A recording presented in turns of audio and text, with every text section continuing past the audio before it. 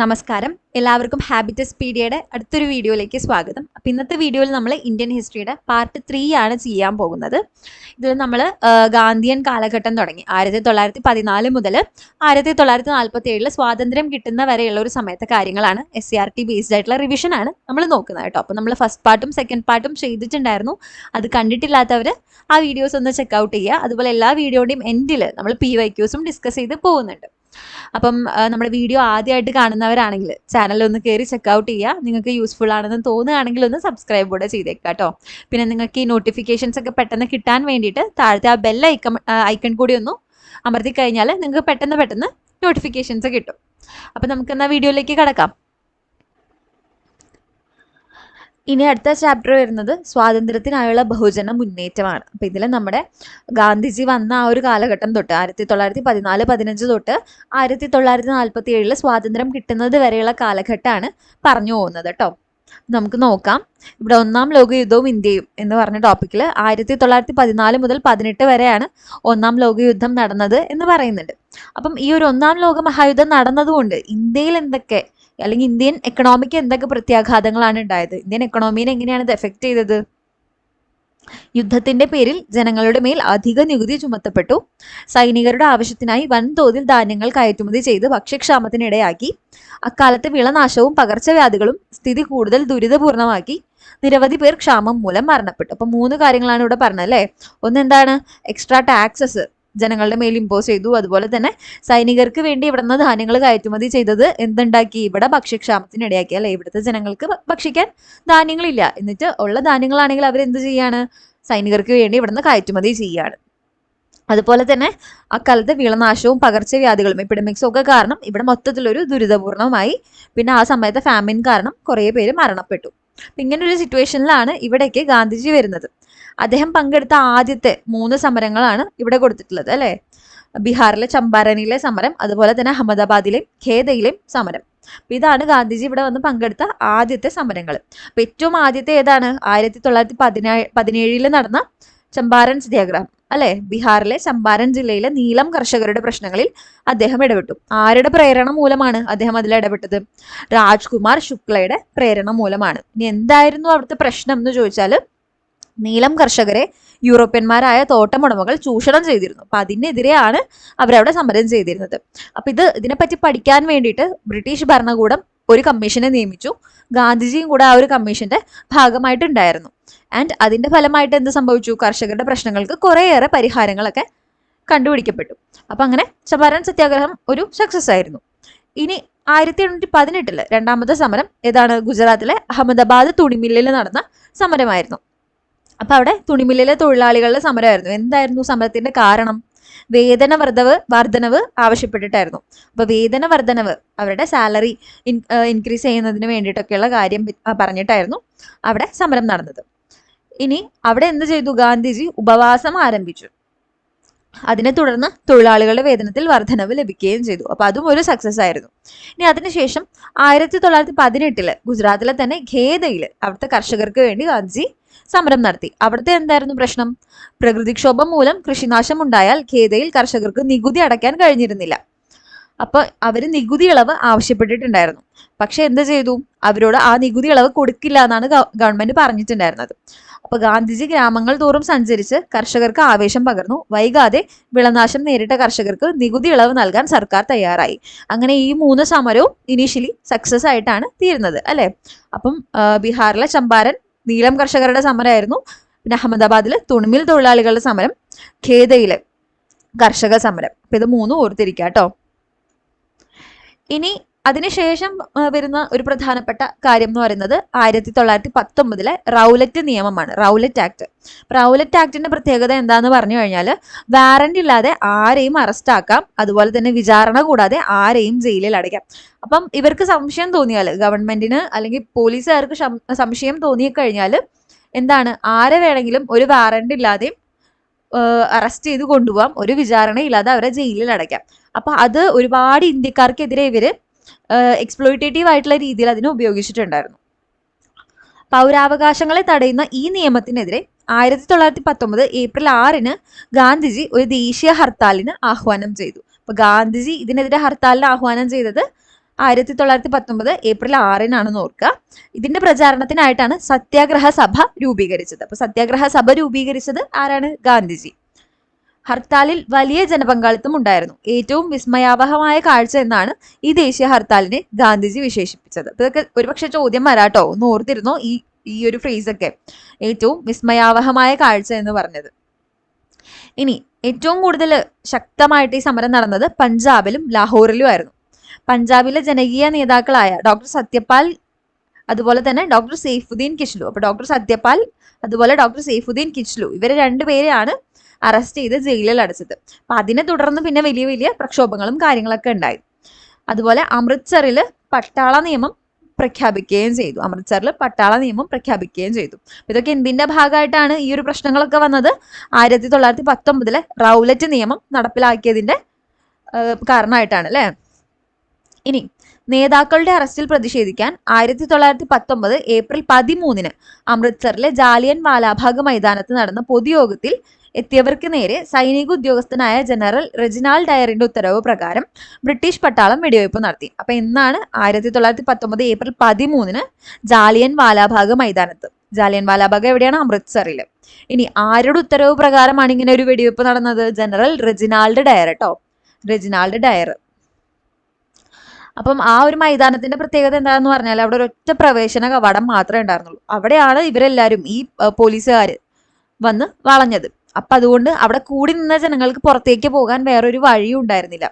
മുന്നറിയിപ്പ് നൽകാതെ ഇങ്ങനെ ഒരു വെടിവെപ്പ് നടന്നതുകൊണ്ട് എന്താണ്, അവിടെയുള്ള ആളുകളൊക്കെ ആ ഒരു കോമ്പൗണ്ടിനകത്ത് തന്നെ അങ്ങോട്ടും ഇങ്ങോട്ടും ഓടിയും കൂട്ടിയിടിച്ചും, പിന്നെ അവിടെ ഒരു വലിയ കിണറുണ്ടായിരുന്നു, ആ കിണറിനകത്തേക്ക് വീണും ഒക്കെയാണ് കുറേ പേര് മരിച്ചത്. ശ്വാസം മുട്ടിയൊക്കെ മരിച്ചിട്ടുണ്ട് കുറേ പേര്. അപ്പൊ ഇവിടെ പറയുന്നുണ്ട് 10 മിനിറ്റ് നേരം തുടർന്ന വെടിവെപ്പിൽ സർക്കാർ രേഖപ്രകാരം 379 പേർ കൊല്ലപ്പെട്ടു. എന്നാൽ യഥാർത്ഥത്തിൽ ഇതിലും വളരെ കൂടുതൽ ആളുകൾ അവിടെ കൊല്ലപ്പെട്ടിട്ടുണ്ട്.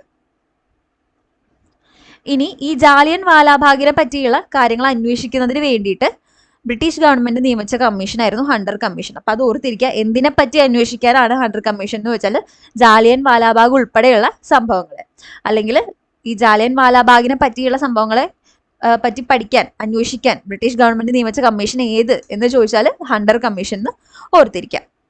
അപ്പം ഈ ഒരു വലിയ പ്രക്ഷോഭങ്ങളുടെയും കലാപത്തിൻ്റെയും ഒക്കെ ഭാഗമായിട്ട് നമ്മളുടെ ദേശീയ പ്രസ്ഥാനത്തിന്റെ നേതാക്കളും ഗാന്ധിജിയൊക്കെ എന്ത് തീരുമാനിച്ചു? നമ്മളൊരു വലിയ ബഹുജന സമരത്തിലേക്ക് നീങ്ങണം എന്ന് തീരുമാനിച്ചു. കാരണം ഈ ബ്രിട്ടീഷുകാരെ എങ്ങനെ വിട്ടാൽ പറ്റില്ല. നമ്മൾ അവരോട് സഹകരിച്ച് നിൽക്കുന്നതുകൊണ്ടാണ് ഇവർ ഈ കാര്യങ്ങളൊക്കെ ചെയ്യുന്നത്. നമ്മൾ അവരോട് ഒരു സഹകരണവും ഇല്ലാതെ അവരെ എതിർക്കുക എന്നുള്ള രീതിയിൽ അവർ പറയുന്ന കാര്യങ്ങളോടൊന്നും സഹകരിക്കാതെ നിൽക്കണം എന്നുള്ള രീതിയിലാണ് നിസ്സഹകരണ പ്രസ്ഥാനം സ്റ്റാർട്ട് ചെയ്യുന്നത്. അപ്പൊ അതിനു വേണ്ടിയിട്ട് ആ സമയത്ത് വളരെ ആക്റ്റീവായിട്ട് ബ്രിട്ടീഷുകാരെ എതിർത്തിരുന്ന വേറൊരു വിഭാഗമാണ് ഖിലാഫത്തുകാർ, അല്ലെങ്കിൽ ഖിലാഫത്ത് സമരം നടത്തിയിരുന്ന മുസ്ലിംകൾ. അപ്പൊ അത് എന്തായിരുന്നു ആ ഖിലാഫത്ത് എന്ന് പറയുന്നത് എന്നൊന്ന് നോക്കാട്ടോ. 1-ാം ലോക യുദ്ധത്തിലെ വിജയികൾ പരാജയപ്പെട്ട തുർക്കിയുമായി സെവ്രസ് ഉടമ്പടി ഒപ്പുവെച്ചു. ഇത് പ്രകാരം തുർക്കി ഭരണാധികാരിയും ഇസ്ലാമിക ലോകത്തിന്റെ ആത്മീയ നേതാവുമായി കണക്കാക്കിയിരുന്ന ഖലീഫയുടെ പല അധികാരങ്ങളും ഇല്ലാതായി. ഖലീഫയുടെ അധികാരങ്ങൾ പുനഃസ്ഥാപിക്കുക എന്ന ലക്ഷ്യത്തോടെയാണ് ഖിലാഫത്ത് പ്രസ്ഥാനം ആരംഭിച്ചത്. അപ്പൊ ഖിലാഫത്ത് പ്രസ്ഥാനം എന്താണ്? ഖലീഫയുടെ അധികാരങ്ങൾ പുനഃസ്ഥാപിച്ച് ഖലീഫയെ വീണ്ടും തിരിച്ച് അദ്ദേഹത്തിന്റെ ആ ഒരു എന്താ പറയാ പഴയ അധികാരത്തിലേക്ക് തിരിച്ചു കൊണ്ടുവരിക എന്നുള്ളൊരു മിഷനുമായിട്ടാണ് ഖിലാഫത്ത് പ്രസ്ഥാനം മുന്നോട്ട് പോയിരുന്നത്. അപ്പൊ ഇന്ത്യയിലെ മുസ്ലിംസ് എല്ലാവരും കൂടെ സംഘടിച്ച് അവർ ഓൾറെഡി ഓർഗനൈസ്ഡ് ആയിട്ടൊരു മൂവ്മെന്റ് നടത്തുന്നുണ്ടായിരുന്നു. അപ്പൊ അവരെയും കൂടെ ഈ ഒരു ദേശീയ പ്രസ്ഥാനത്തിന്റെ നോൺ കോപ്പറേഷൻ മൂവ്മെന്റിലേക്ക്, അല്ലെങ്കിൽ നിസ്സഹകരണ പ്രസ്ഥാനത്തിന്റെ മൂവ്മെന്റിലേക്ക് കൊണ്ടുവന്നാൽ വലിയൊരു രീതിയിൽ നമുക്ക് ഒരുമിച്ച് നിന്ന് ബ്രിട്ടീഷുകാരെ എതിർക്കാൻ പറ്റും അല്ലെ. അപ്പൊ അതുകൊണ്ട് ഇവരെയും കൂടെ എന്ത് ചെയ്തു? നമ്മൾ നോൺ കോപ്പറേഷൻ മൂവ്മെന്റിലേക്ക് കൊണ്ടുവന്നു. റൗലറ്റ് നിയമത്തിനെതിരായ സമരം സ്വാതന്ത്ര്യ സമരത്തിലെ ഒരു വഴിത്തിരിവായിരുന്നു. എന്നാൽ അത് പ്രധാനമായും നഗരമേഖലകളിലായിരുന്നു ശക്തിയാർജിച്ചത്. ഗ്രാമീണ മേഖലകളിലേക്കും സമരം വ്യാപിപ്പിക്കേണ്ടതിന്റെ ആവശ്യകത ഗാന്ധിജിക്ക് ബോധ്യപ്പെട്ടിരുന്നു. ഇത് പ്രായോഗികമാക്കാൻ ഹിന്ദു മുസ്ലിം ഐക്യം ശക്തിപ്പെടുത്തണമെന്ന് ഗാന്ധിജി മനസ്സിലാക്കി.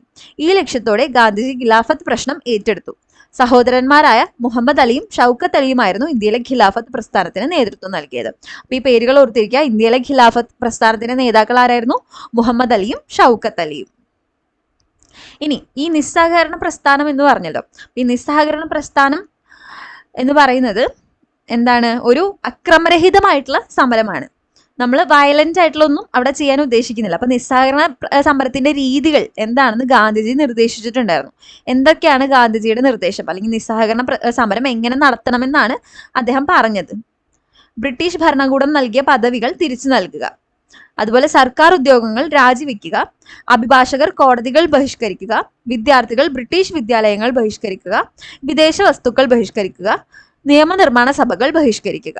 അപ്പൊ എന്താണ്, ബ്രിട്ടീഷുകാർ നൽകിയ എല്ലാ സാധനങ്ങളും അവരുടെ എന്താ പറയാ മാർക്കറ്റിൽ നിന്ന് അവരുടെ ഗുഡ്സ് ആയിക്കോട്ടെ, അല്ലെങ്കിൽ അവർ നൽകിയ ടൈറ്റിൽസ് ആയിക്കോട്ടെ, അല്ലെങ്കിൽ അവരുടെ ഓഫീസിൽ നമ്മൾ ചെയ്യുന്ന ജോലികളായിക്കോട്ടെ, അതുപോലെ ബ്രിട്ടീഷുകാരുടെ ലെജിസ്ലേറ്റീവ് കൗൺസിലിലെ വർക്ക്, അതൊക്കെ നമ്മൾ ബഹിഷ്കരിക്കുക. നമ്മൾ അവരുമായിട്ട് ഒരു സഹകരണത്തിനും ഇനി ഇല്ല.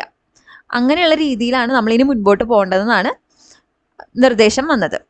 ഇനി സാമുദായിക സൗഹാർദ്ദം ശക്തിപ്പെടുത്തുക, സ്വദേശി വസ്തുക്കൾ ഉപയോഗിക്കുക, ഖാദി പ്രചരിപ്പിക്കുക, ദേശീയ വിദ്യാലയങ്ങൾ സ്ഥാപിക്കുക എന്നിവയും സമരകാലത്തെ പരിപാടികളായിരുന്നു. അപ്പൊ എന്താണ്, നമ്മുടെ നാട്ടിലെ തന്നെ, ഇന്ത്യയിലെ തന്നെ ഒരു ഹാർമണി ഉണ്ടാക്കുന്നതിനും, അതുപോലെ തന്നെ ഇവിടുത്തെ സ്വദേശി വസ്തുക്കൾ കൂടുതലായിട്ട് ഉപയോഗിച്ച് നമ്മുടെ ഇവിടെ തന്നെയുള്ള ആർട്ടിസൻസിനെയും ക്രാഫ്റ്റ്മാനെയൊക്കെ പ്രോത്സാഹിപ്പിക്കുന്നതിനും, അതുപോലെ നമ്മൾ സ്വയം നെയ്ത് ഖാദി ഉണ്ടാക്കി ആ വസ്ത്രം ധരിക്കുക എന്നുള്ള കാര്യങ്ങളും, പിന്നെ ദേശീയ വിദ്യാലയങ്ങൾ, ഈ വെസ്റ്റേൺ എഡ്യൂക്കേഷൻ തരുന്ന ഈ പറഞ്ഞ ബ്രിട്ടീഷുകാരുടെ വിദ്യാലയങ്ങളൊക്കെ ഉപേക്ഷിച്ച് ദേശീയ വിദ്യാലയങ്ങളിലേക്ക് തിരിച്ചു വരിക എന്നുള്ള കാര്യങ്ങളൊക്കെയാണ് നിസ്സഹകരണ പ്രസ്ഥാനത്തിലൂടെ മുൻപോട്ട് വെച്ചത്.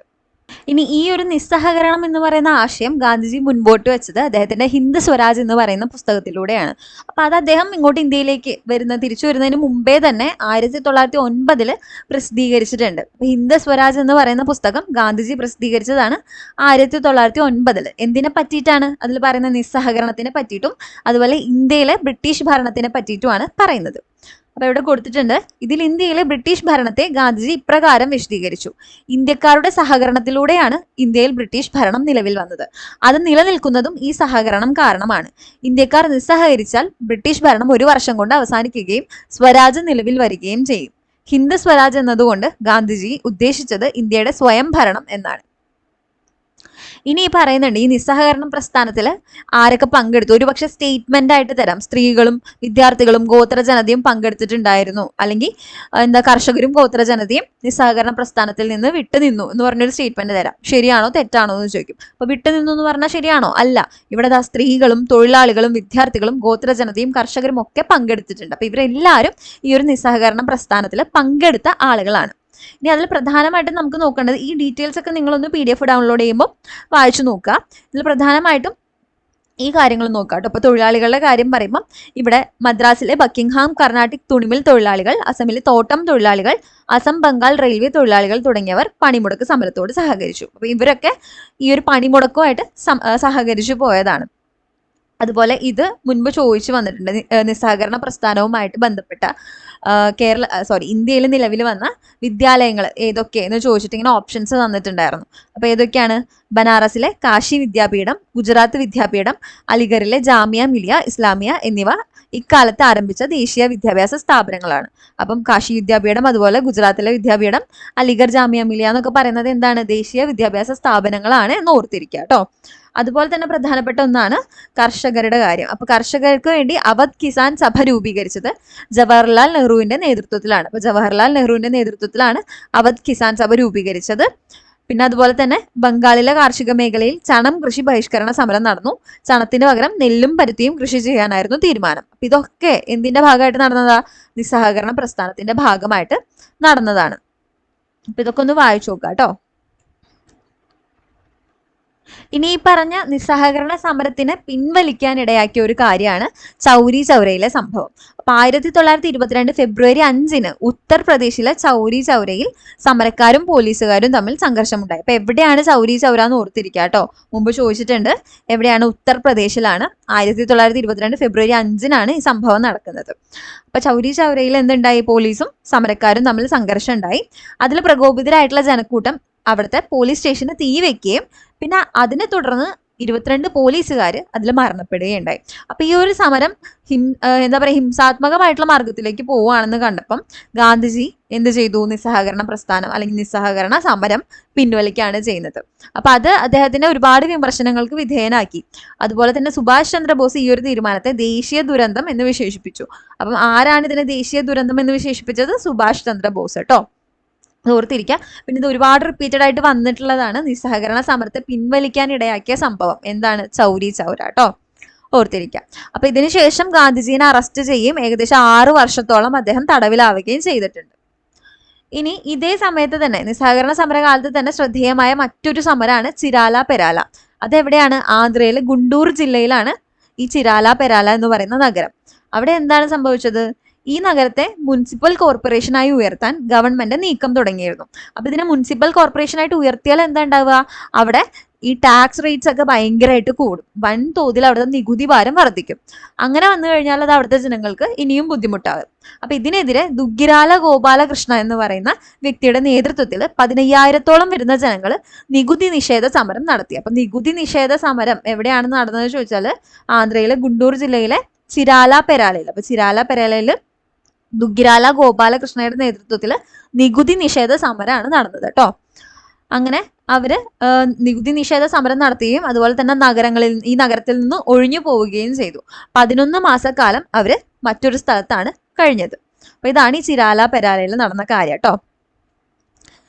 ഇനി ഈ ഗാന്ധിജിയുടെ സമരമുറയൊക്കെ ഉണ്ടല്ലോ, അതായത് അദ്ദേഹം പറഞ്ഞില്ലേ എന്ത്, ബ്രിട്ടീഷുകാരെ പൂർണ്ണമായിട്ടും ഒഴിവാക്കുക, ഫോറിൻ ക്ലോത്ത്സും ഫോറിൻ ഗുഡ്സും അതുപോലെ തന്നെ ഫോറിൻ ടൈറ്റിൽസും ബ്രിട്ടീഷുകാർ തന്ന പദവികളും ഒക്കെ ഒഴിവാക്കണം, അതുപോലെ തന്നെ ബ്രിട്ടീഷ് കൗൺസിലിൽ നിന്നും ഇറങ്ങിപ്പോരണം എന്ന് പറഞ്ഞിട്ടുണ്ടായിരുന്നു. അവരുടെ ലെജിസ്ലേച്ചറുകളിലൊന്നും ഭാഗമാകരുതെന്ന് പറഞ്ഞിട്ടുണ്ടായിരുന്നു. പക്ഷെ ചില ആളുകൾക്ക്, ഈ കോൺഗ്രസിൽ തന്നെയുള്ള ചില വ്യക്തികൾക്ക് അതിനോട് എതിർപ്പുണ്ടായിരുന്നു. ഈ നിയമനിർമ്മാണ സഭകളൊന്നും ബഹിഷ്കരിക്കേണ്ട കാര്യമില്ല, എന്താ നമ്മൾ അതിലുണ്ടെങ്കിലേ അവർ നടത്തുന്ന ചർച്ചകളും അവരുടെ ഐഡിയാസ് ഒക്കെ നമുക്ക് മനസ്സിലാവുള്ളൂ അല്ലെ. അപ്പൊ നമ്മൾ ആ നിയമനിർമ്മാണ സഭയിൽ ഉണ്ടെങ്കിൽ നമുക്ക് നമ്മുടെ എതിർപ്പ് അവിടെ ആ സഭയുടെ ഉള്ളിൽ നിന്നുകൊണ്ട് അറിയിക്കാൻ പറ്റും അല്ലെ. അത് നമുക്കുള്ളൊരു അവസരമാണ്. ആ അവസരം നമ്മൾ കളയേണ്ട കാര്യമില്ല എന്ന് ചില നേതാക്കന്മാരൊക്കെ കരുതിയിട്ടുണ്ടായിരുന്നു. അപ്പൊ അതിൽ പ്രധാനപ്പെട്ട ആളുകളാണ് ആര്? CR ദാസ്, മോത്തിലാൽ നെഹ്റു ഒക്കെ. അങ്ങനെ CR ദാസും മോത്തിലാൽ നെഹ്റു ഒക്കെ കൂടി തുടങ്ങിയ പാർട്ടിയാണ് സ്വരാജ് പാർട്ടി. 1923 സ്വരാജ് പാർട്ടി രൂപീകരിക്കുന്നത്. അപ്പൊ ഇതും കോൺഗ്രസിന്റെ ഉള്ളിൽ തന്നെയാണ്. ആ സമയത്ത് കോൺഗ്രസ് എന്ന് പറയുന്നത് ഒരു അംബ്രല്ല പാർട്ടിയാണ്. അപ്പം സോഷ്യലിസ്റ്റ് പാർട്ടി ആയിക്കോട്ടെ, എല്ലാ പാർട്ടികളും, സ്വരാജ് പാർട്ടി ആയിക്കോട്ടെ, ഇതെല്ലാം ഈ കോൺഗ്രസ് പാർട്ടിയുടെ ഉള്ളിൽ തന്നെയുള്ള ചെറിയ ചെറിയ ഫാക്ഷൻസ് ആണ്. കോൺഗ്രസ് ഒരു വലിയ അംബ്രല്ല പാർട്ടി ആയിട്ടാണ് അന്ന് ഫംഗ്ഷൻ ചെയ്തിട്ടുണ്ടായിരുന്നത്. അപ്പൊ 1923 സ്വരാജ് പാർട്ടി രൂപീകരിക്കപ്പെട്ടു. ആരൊക്കെയായിരുന്നു നേതാക്കള്? CR ദാസും മോത്തിലാൽ നെഹ്റുവും. ഇനി ഈ ചൗരി ചൗര സംഭവത്തെ തുടർന്ന് എന്താണ്? നിസ്സഹകരണ സമരം പിൻവലിച്ചു. പക്ഷെ ഇന്ത്യയുടെ പല ഭാഗത്തും പിന്നെയും ജനകീയ സമരങ്ങൾ, ബ്രിട്ടീഷുകാർക്കെതിരെയുള്ള അവരോടുള്ള ദേഷ്യത്തിന്റെയും അമർഷത്തിന്റെയും ആയിട്ട് ജനങ്ങളെല്ലാം സംഘടിച്ച്, ഇപ്പൊ ചെറിയ ചെറിയ കമ്മ്യൂണിറ്റീസ് ആണെങ്കിലും അവരെല്ലാരും കൂടി സംഘടിച്ച് അവർക്കെതിരെ, ബ്രിട്ടീഷ് രാജിനെതിരെ സമരം ചെയ്തിരുന്നു. അങ്ങനെയുള്ള ഒരു സമരമാണ് എന്ത്? ആന്ധ്രയിലെ റാംപാലഹള. അതിന്റെ നേതാവായിരുന്നു അല്ലൂരി സീതാരാമരാജു കേട്ടോ. ആന്ധ്രയിലെ ഗോത്ര ജനതയുടെ സമരം ഈ പറഞ്ഞ ജനകീയ സമരത്തിന് ഉദാഹരണമാണ്. അല്ലൂരി സീതാരാമരാജുവിന്റെ നേതൃത്വത്തിലായിരുന്ന റാംപാലഹള എന്ന പേരിൽ അറിയപ്പെട്ട ഈ സമരം ബ്രിട്ടീഷ് വന നിയമങ്ങൾ കാരണം വനങ്ങളിൽ കാലി മേയ്ക്കാനുള്ള അവകാശങ്ങൾ തടയപ്പെട്ടതും കൊള്ളപ്പലിശക്കാരുടെ ചൂഷണവുമായിരുന്നു അവരെ സമരത്തിന് പ്രേരിപ്പിച്ചത്. അപ്പൊ എന്താണ്? അവിടെ വനങ്ങളുടെ ഉള്ളിൽ ഇവർ ഫോറസ്റ്റ് ലോസ് ഒക്കെ ഇമ്പോസ് ചെയ്തപ്പം ഇവിടുത്തെ ഈ ഗോത്ര ജനതയ്ക്ക് വനങ്ങളിൽ കയറി കാലി മേയ്ക്കാനുള്ള അവകാശമൊക്കെ തടയപ്പെട്ടു. അതുപോലെ തന്നെ ഇവരുടെ ലൈവ്ലിഹുഡ് നഷ്ടപ്പെട്ടപ്പം ഈ കൊള്ള പലിശക്കാരുടെ കയ്യിൽ നിന്ന് കടം മേടിച്ച ആ ഒരു ഡെപ്റ്റ് ട്രാപ്പിലേക്ക് ഇവർ വീണു പോവാണ് ഉണ്ടാവുന്നത് അല്ലെ. അപ്പൊ ആ ഒരു ചൂഷണത്തിനൊക്കെ എതിരെയാണ് ഇവരെന്ത് ചെയ്തത്? സമരം ചെയ്തത്. പക്ഷെ എന്താ ഉണ്ടാവണമെന്ന് വെച്ചാൽ ഈ സമരം ബ്രിട്ടീഷുകാർ അടിച്ചമർത്തുകയാണ് ചെയ്യുന്നത്. അങ്ങനെ അല്ലൂരി സീതാരാമരാജു സമരത്തിനിടയിൽ കൊല്ലപ്പെടുകയാണ്. ഇനി നമുക്ക് നോക്കാനുള്ളത് സൈമൺ കമ്മീഷൻ. അപ്പം ഇവിടെ ഇന്ത്യയിൽ നടപ്പിലാക്കേണ്ട ഭരണഘടനാ പരിഷ്കാരങ്ങളെ പറ്റി നിർദ്ദേശങ്ങൾ നൽകാൻ ബ്രിട്ടീഷ് ഭരണകൂടം നിയമിച്ച കമ്മീഷനായിരുന്നു സർ ജോൺ സൈമണിന്റെ നേതൃത്വത്തിലുള്ള കമ്മീഷൻ. അപ്പം ആരാണ്? സർ ജോൺ സൈമൺ കമ്മീഷൻ കേട്ടോ. എന്തിനാണ് ആ കമ്മീഷൻ നിയമിച്ചത്? ഇന്ത്യയിൽ നടപ്പിലാക്കേണ്ട ഭരണഘടനാ പരിഷ്കാരങ്ങളെ പറ്റി നിർദ്ദേശങ്ങൾ നൽകാൻ കേട്ടോ. അപ്പം ഇവിടുത്തെ കോൺസ്റ്റിറ്റ്യൂഷൻ റിഫോം ചെയ്യുന്നതിനെ പറ്റിയുള്ള റെക്കമെൻഡേഷൻസ് കൊടുക്കാനാണ് സർ ജോൺ സൈമണിന്റെ നേതൃത്വത്തിലുള്ള കമ്മീഷൻ വന്നത്.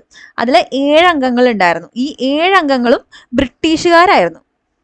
അപ്പം അതുകൊണ്ടാണ് ഇതിനെ ബഹിഷ്കരിക്കാൻ കോൺഗ്രസും മറ്റ് രാഷ്ട്രീയ പാർട്ടികളും തീരുമാനിച്ചത്. കാരണം ഇന്ത്യക്ക് വേണ്ട ഒരു ഭരണഘടനയെ പറ്റി പഠിക്കാൻ ഇന്ത്യക്കാരില്ലാത്ത ഒരു കമ്മിറ്റി വരിക എന്ന് പറയുന്നത് എത്ര അൺഫെയർ ആണല്ലേ. അപ്പം ഒരു ഇന്ത്യക്കാരൻ പോലും ഇല്ലാത്ത ഒരു കമ്മീഷൻ വന്നിട്ട് ഇന്ത്യക്ക് വേണ്ട ഒരു ഭരണഘടനയെ പറ്റി പഠിച്ച് അത് അനലൈസ് ചെയ്ത് റെക്കമെൻഡേഷൻ കൊടുക്കുക എന്ന് പറയുന്നതിനോടൊക്കെ ഇവർക്ക് വലിയ വിയോജിപ്പുണ്ടായിരുന്നു.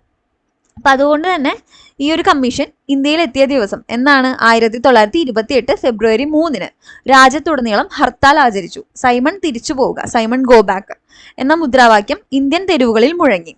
ലാഹോറിൽ സമരക്കാർക്ക് നേരെ നടന്ന ലാത്തി ചാർജിൽ പരിക്കേറ്റ ലാലാ ലജ്പത് റായ് പിന്നീട് മരണപ്പെട്ടു. ലാലാ ലജ്പത് റായ് ഒരു വളരെ സമുന്നതനായിട്ടുള്ള നേതാവായിരുന്നു. അപ്പൊ അദ്ദേഹം ഈ ഒരു ലാത്തി ചാർജിൽ പരിക്കേറ്റ് ഹോസ്പിറ്റലൈസ്ഡ് ആവുകയും പിന്നെ മരണപ്പെടുകയാണ് ചെയ്യുന്നത്. അപ്പം എന്നാണ് ഇയർ നോക്കുക, 1928 ഫെബ്രുവരി 3 കേട്ടോ ഈ ഒരു കമ്മീഷൻ ഇന്ത്യയിൽ എത്തുന്നത്. ഇനി നെഹ്റു കമ്മിറ്റി റിപ്പോർട്ട്. ഈ നെഹ്റു കമ്മിറ്റി റിപ്പോർട്ട് എന്ന് പറയുമ്പോൾ പലരും ജവഹർലാൽ നെഹ്റു ആണെന്ന് കരുതും. പക്ഷെ ജവഹർലാൽ നെഹ്റു അല്ല.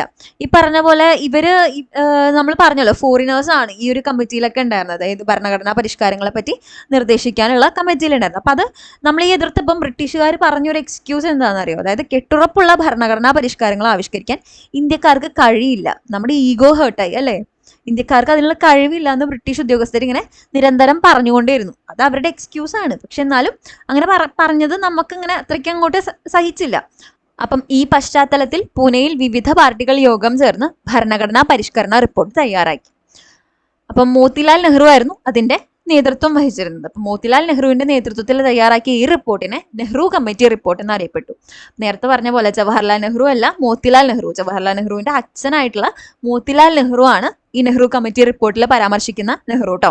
അപ്പൊ നെഹ്റു കമ്മിറ്റി റിപ്പോർട്ട് തയ്യാറാക്കിയത് ആരാന്ന് തന്നു കഴിഞ്ഞാൽ മിക്കവാറും ഓപ്ഷനിൽ ഇവർ രണ്ടുപേരും ഉണ്ടാവും. കുറെ പേര് പെട്ടെന്നുള്ള ഒരു ഇതിൽ ചിലപ്പോൾ മോത്തിലാൽ അധികം ഒന്നും വായിച്ചിട്ടില്ല, ഹിസ്റ്ററി അങ്ങനെ നോക്കിയിട്ടുള്ളത് ഒരാളാണെങ്കിൽ മോത്തിലാൽ നെഹ്റു എന്നുള്ള ആളെ ഒന്നും അറിയുണ്ടാവില്ല. അപ്പൊ കണ്ടതിൽ പരിചയം ആരാ, ജവഹർലാൽ നെഹ്റു ആണ്. നെഹ്റു അങ്ങോട്ട് കുത്തും, ജവഹർലാൽ നെഹ്റു എന്ന് കുത്തും. അപ്പൊ അങ്ങനെ മാർക്ക് പോകും. അപ്പൊ അതുകൊണ്ട് ഓർക്കുക, നെഹ്റു കമ്മിറ്റി റിപ്പോർട്ട് മോത്തിലാൽ നെഹ്റു ആണ്. ഇനി ബർദോളിയിലെ കർഷക മുന്നേറ്റം. 1928 ഈ ഒരു ബർദോളി സമരം നടക്കുന്നത് കേട്ടോ. അവിടെ നടന്നൊരു വലിയ കർഷക സമരമായിരുന്നു ഈ പറയുന്നത്. ഇനി അതിന് നേതൃത്വത്തിൽ ആരായിരുന്നു? സർദാർ വല്ലഭായ് പട്ടേൽ ആയിരുന്നു നേതൃത്വത്തിൽ. അതുപോലെ തന്നെ അബ്ബാസ് ത്യാബ്ജി, വിത്തൽഭായ് പട്ടേൽ എന്നിവരും സമരത്തിൽ വലിയ പങ്കുവഹിച്ചു. എന്തായിരുന്നു കാരണം? നികുതി വർധനമായിരുന്നു സമരത്തിന്റെ പ്രധാന കാരണം. നികുതി അടയ്ക്കാൻ വിസമ്മതിച്ചുകൊണ്ട് കർഷകർ സമരം ആരംഭിച്ചു. കൃഷിയിടങ്ങൾ, വളർത്തുമൃഗങ്ങൾ, വണ്ടികൾ, കാർഷിക ഉപകരണങ്ങൾ എന്നിവ സർക്കാർ പിടിച്ചെടുത്തു. സർദാർ വല്ലഭായ് പട്ടേൽ സമരക്കാരോട് ഇങ്ങനെ നിർദ്ദേശിച്ചു: നിങ്ങളുടെ വണ്ടികളും ഉപകരണങ്ങളും അഴിച്ച് പല ഭാഗങ്ങളാക്കി പല സ്ഥലങ്ങളിൽ സൂക്ഷിക്കുക. അതുപോലെ തന്നെ ഗാന്ധിജി ഇതിൽ പങ്കെടുക്കാൻ വന്നിട്ടുണ്ടായിരുന്നു. അപ്പോൾ ഗാന്ധിജി ബർദോളി സന്ദർശിച്ച് കർഷകർക്ക് ഉറച്ച പിന്തുണ നൽകി. അവസാനം സർക്കാർ നികുതി വർധനവ് പിൻവലിച്ചു. അങ്ങനെ സമരം വിജയം നേടി. അപ്പൊ ഇതിലൊക്കെ സ്റ്റേറ്റ്മെന്റ് എങ്ങനെ വേണോ വരാം. ചിലപ്പോൾ നമുക്ക് സ്റ്റേറ്റ്മെന്റ് തരാം, ബർദോളിയിലെ കർഷക സമരത്തിന് നേതൃത്വം നൽകിയത് ഗാന്ധിജിയാണ്. ആണോ? അല്ല. ആരാണ്? സർദാർ വല്ലഭായ് പട്ടേലാണ്. അതുപോലെ തന്നെ ഒരു ക്വസ്റ്റ്യൻ പേപ്പറിൽ മുമ്പ് വന്നിട്ടുണ്ടായിരുന്നു, ഗാന്ധിജി ബർദോളി സത്യാഗ്രഹത്തിൽ പങ്കെടുത്തിട്ടുണ്ടായിരുന്നു. അപ്പൊ അത് ശരിയായ സ്റ്റേറ്റ്മെന്റ് ആണ്. ഇനി ഒരു പക്ഷെ പങ്കെടുത്തിട്ടുണ്ടായിരുന്നില്ല എന്ന് പറഞ്ഞാൽ തെറ്റാവാം അല്ലെ, കാരണം സന്ദർശിച്ച് കർഷകർക്ക് പിന്തുണ നൽകിയെന്ന് ഇവിടെ പറയുന്നുണ്ട്. അപ്പൊ അതുകൊണ്ട് SCERT വായിക്കുമ്പോൾ ഓരോ സ്റ്റേറ്റ്മെന്റും നമ്മൾ മനസ്സിരുത്തി വായിക്കുക കേട്ടോ. ഇനി അടുത്തത് ലാഹോർ സമ്മേളനം. ലാഹോർ സമ്മേളനം പറയുമ്പോൾ തന്നെ PSCന്റെ ഹിസ്റ്ററിയിൽ ഏറ്റവും കൂടുതൽ റിപ്പീറ്റ് ചെയ്തിട്ടുള്ള ചോദ്യങ്ങളിൽ ഒന്നാണ് ലാഹോർ സമ്മേളനം. അപ്പൊ അത്രയും തവണ ചോദിച്ചിട്ടുണ്ട്. അപ്പൊ ഏത് വർഷമാണ്? 1929 ഡിസംബറിലാണ് ലാഹോറിൽ നടക്കുന്നത്. ലാഹോറിൽ നടന്ന കോൺഗ്രസിന്റെ വാർഷിക സമ്മേളനത്തിനാണ് നമ്മൾ ഈ ലാഹോർ സമ്മേളനം എന്ന് പറയുന്നത്. എല്ലാ വർഷവും കോൺഗ്രസിന്റെ ഓരോ വാർഷിക സമ്മേളനം ഡിസംബറിൽ നടക്കും. അപ്പൊ 1929 ലാഹോറിലാണ് നടന്നത്. അധ്യക്ഷൻ ആരായിരുന്നു? ജവഹർലാൽ നെഹ്റു ആയിരുന്നു. ഇനി പ്രധാനമായിട്ടും 3 കാരണങ്ങൾ കൊണ്ടാണ് ഇത് സുപ്രധാനമാണ് എന്ന് പറയുന്നത്, അല്ലെങ്കിൽ ലാഹോർ സമ്മേളനം ഇത്രയ്ക്കും ഇമ്പോർട്ടന്റ് ആവുന്നത്. അപ്പൊ എന്തൊക്കെയായിരുന്നു? കോൺഗ്രസ് ആദ്യമായി പൂർണ്ണ സ്വാതന്ത്ര്യം ആവശ്യപ്പെട്ടു. അതുപോലെ തന്നെ ഇതിനായി ബഹുജന സമരം ആരംഭിക്കാൻ ഗാന്ധിജിയെ ചുമതലപ്പെടുത്തി. ത്രിവർണ പതാക സ്വീകരിച്ചു. അപ്പോ ഈ ബഹുജന സമരം എന്ന് പറയുമ്പോൾ നമ്മൾ ഓർക്കുക, 1922 ചൗരി ചൗരിയൊക്കെ കഴിഞ്ഞ് അതിനുശേഷം ഗാന്ധിജീനെ അറസ്റ്റ് ചെയ്ത് 6 വർഷം പുള്ളി ജയിലിലായിരുന്നു. 28 തിരിച്ചു വന്നു. എന്നിട്ടാണ് ബർദോളി സമരത്തിൽ പങ്കെടുത്തിട്ടുണ്ടായിരുന്നു. ബർദോളിയിൽ പോയി വന്നു. അത് കഴിഞ്ഞ് ലാഹോർ സമ്മേളനത്തിൽ വരുമ്പം ഇവരിനി അടുത്ത ബഹുജന സമരം. കാരണം എന്താ, നമ്മുടെ നിസ്സഹകരണ പ്രസ്ഥാനം ഒക്കെ വലിയ എഫക്റ്റ് ഒന്നും ഉണ്ടായില്ല, അത് പൊട്ടി പാളിസായി അല്ലേ. അപ്പൊ ഇനി അടുത്ത പരിപാടി പിടിക്കണം. അടുത്ത പരിപാടി എന്താ? ഇനി നമ്മൾ നിസ്സഹകരണമല്ല, നിയമലംഘനാണ്. ഇത്രയും നാൾ നമ്മൾ എന്താ പറഞ്ഞേ, അവരുമായിട്ട് സഹകരിക്കില്ല, അവരുമായിട്ട് ഒരു സഹകരണം ഇല്ല. പക്ഷെ ഇനി നമ്മൾ നമ്മുടെ ബഹുജന സമരം എന്താക്കാൻ പോവാ? സഹകരണം മാത്രമല്ല, നിങ്ങൾ പറയുന്ന നിയമങ്ങളൊക്കെ ലംഘിക്കാൻ പോവാണെന്ന് പറഞ്ഞ് നിയമലംഘന പ്രസ്ഥാനം അല്ലെങ്കിൽ നിയമലംഘന സമരമാണ് ഇനി സ്റ്റാർട്ട് ചെയ്യാൻ പോകുന്നത്. അപ്പം ഇവിടെ ലാഹോർ സമ്മേളനം ഓർത്തിരിക്കുക. 29 ഡിസംബറിൽ ജവഹർലാൽ നെഹ്റു ആയിരുന്നു അധ്യക്ഷൻ. എന്തൊക്കെയാണ് 3 കാര്യങ്ങൾ? കോൺഗ്രസ് ആദ്യമായി പൂർണ്ണ സ്വാതന്ത്ര്യം ആവശ്യപ്പെട്ടു, പൂർണ്ണ സ്വരാജ്. ഇനി അതുപോലെ തന്നെ ബഹുജന സമരം ആരംഭിക്കാൻ പോവാണ് നമ്മൾ. അതുപോലെ ത്രിവർണ പതാക സ്വീകരിച്ചു. ഇനി ഈ സമയത്ത് തന്നെ സ്വാതന്ത്ര്യത്തിന് മുമ്പ് സ്വാതന്ത്ര്യ ദിന ആഘോഷം എന്ന് പറഞ്ഞിട്ട് ഇവിടെ കൊടുത്തിട്ടുണ്ട്. അതായത് 29 ഡിസംബറിൽ നമ്മൾ പറഞ്ഞല്ലോ പൂർണ്ണ സ്വാതന്ത്ര്യം ആവശ്യപ്പെട്ടു. അതിന്റെ കൂടെ അതിന്റെ ഒരു എന്താ പറയാ ആഫ്റ്റർ എഫക്റ്റ് പോലെ തന്നെ അവർ പറഞ്ഞു അടുത്ത വർഷം ജനുവരി 26 നമ്മൾ എന്ത് ചെയ്യും? സ്വാതന്ത്ര്യ ദിനമായിട്ട് ആഘോഷിക്കുകയാണെന്ന് പറഞ്ഞ് 1930 ജനുവരി 26 ഇന്ത്യ മുഴുവനും സ്വാതന്ത്ര്യ ദിനമായിട്ട് ആഘോഷിച്ചു. അതാണ് പിന്നീട് നമുക്ക് ശരിക്കും 1947 ഓഗസ്റ്റ് 15 സ്വാതന്ത്ര്യം കിട്ടിയതിന് ശേഷം എന്തുണ്ടാവുന്നത്? നമ്മൾ റിപ്പബ്ലിക് ദിനമായിട്ട് ഈ ജനുവരി 26 ആഘോഷിക്കുന്നത്. അപ്പം ഇവിടെ പറയുന്നുണ്ട് ഇതിന് ശേഷം 1930 ശേഷം 47 വരെയുള്ള വർഷങ്ങളിൽ ജനുവരി 26 ആയിരുന്നു സ്വാതന്ത്ര്യ ദിനമായിട്ട് ആഘോഷിച്ചത്. പിന്നെ സ്വാതന്ത്ര്യാനന്തരം റിപ്പബ്ലിക് ദിനമായി ജനുവരി 26 തിരഞ്ഞെടുത്തത് ഈ പശ്ചാത്തലത്തിലാണ്.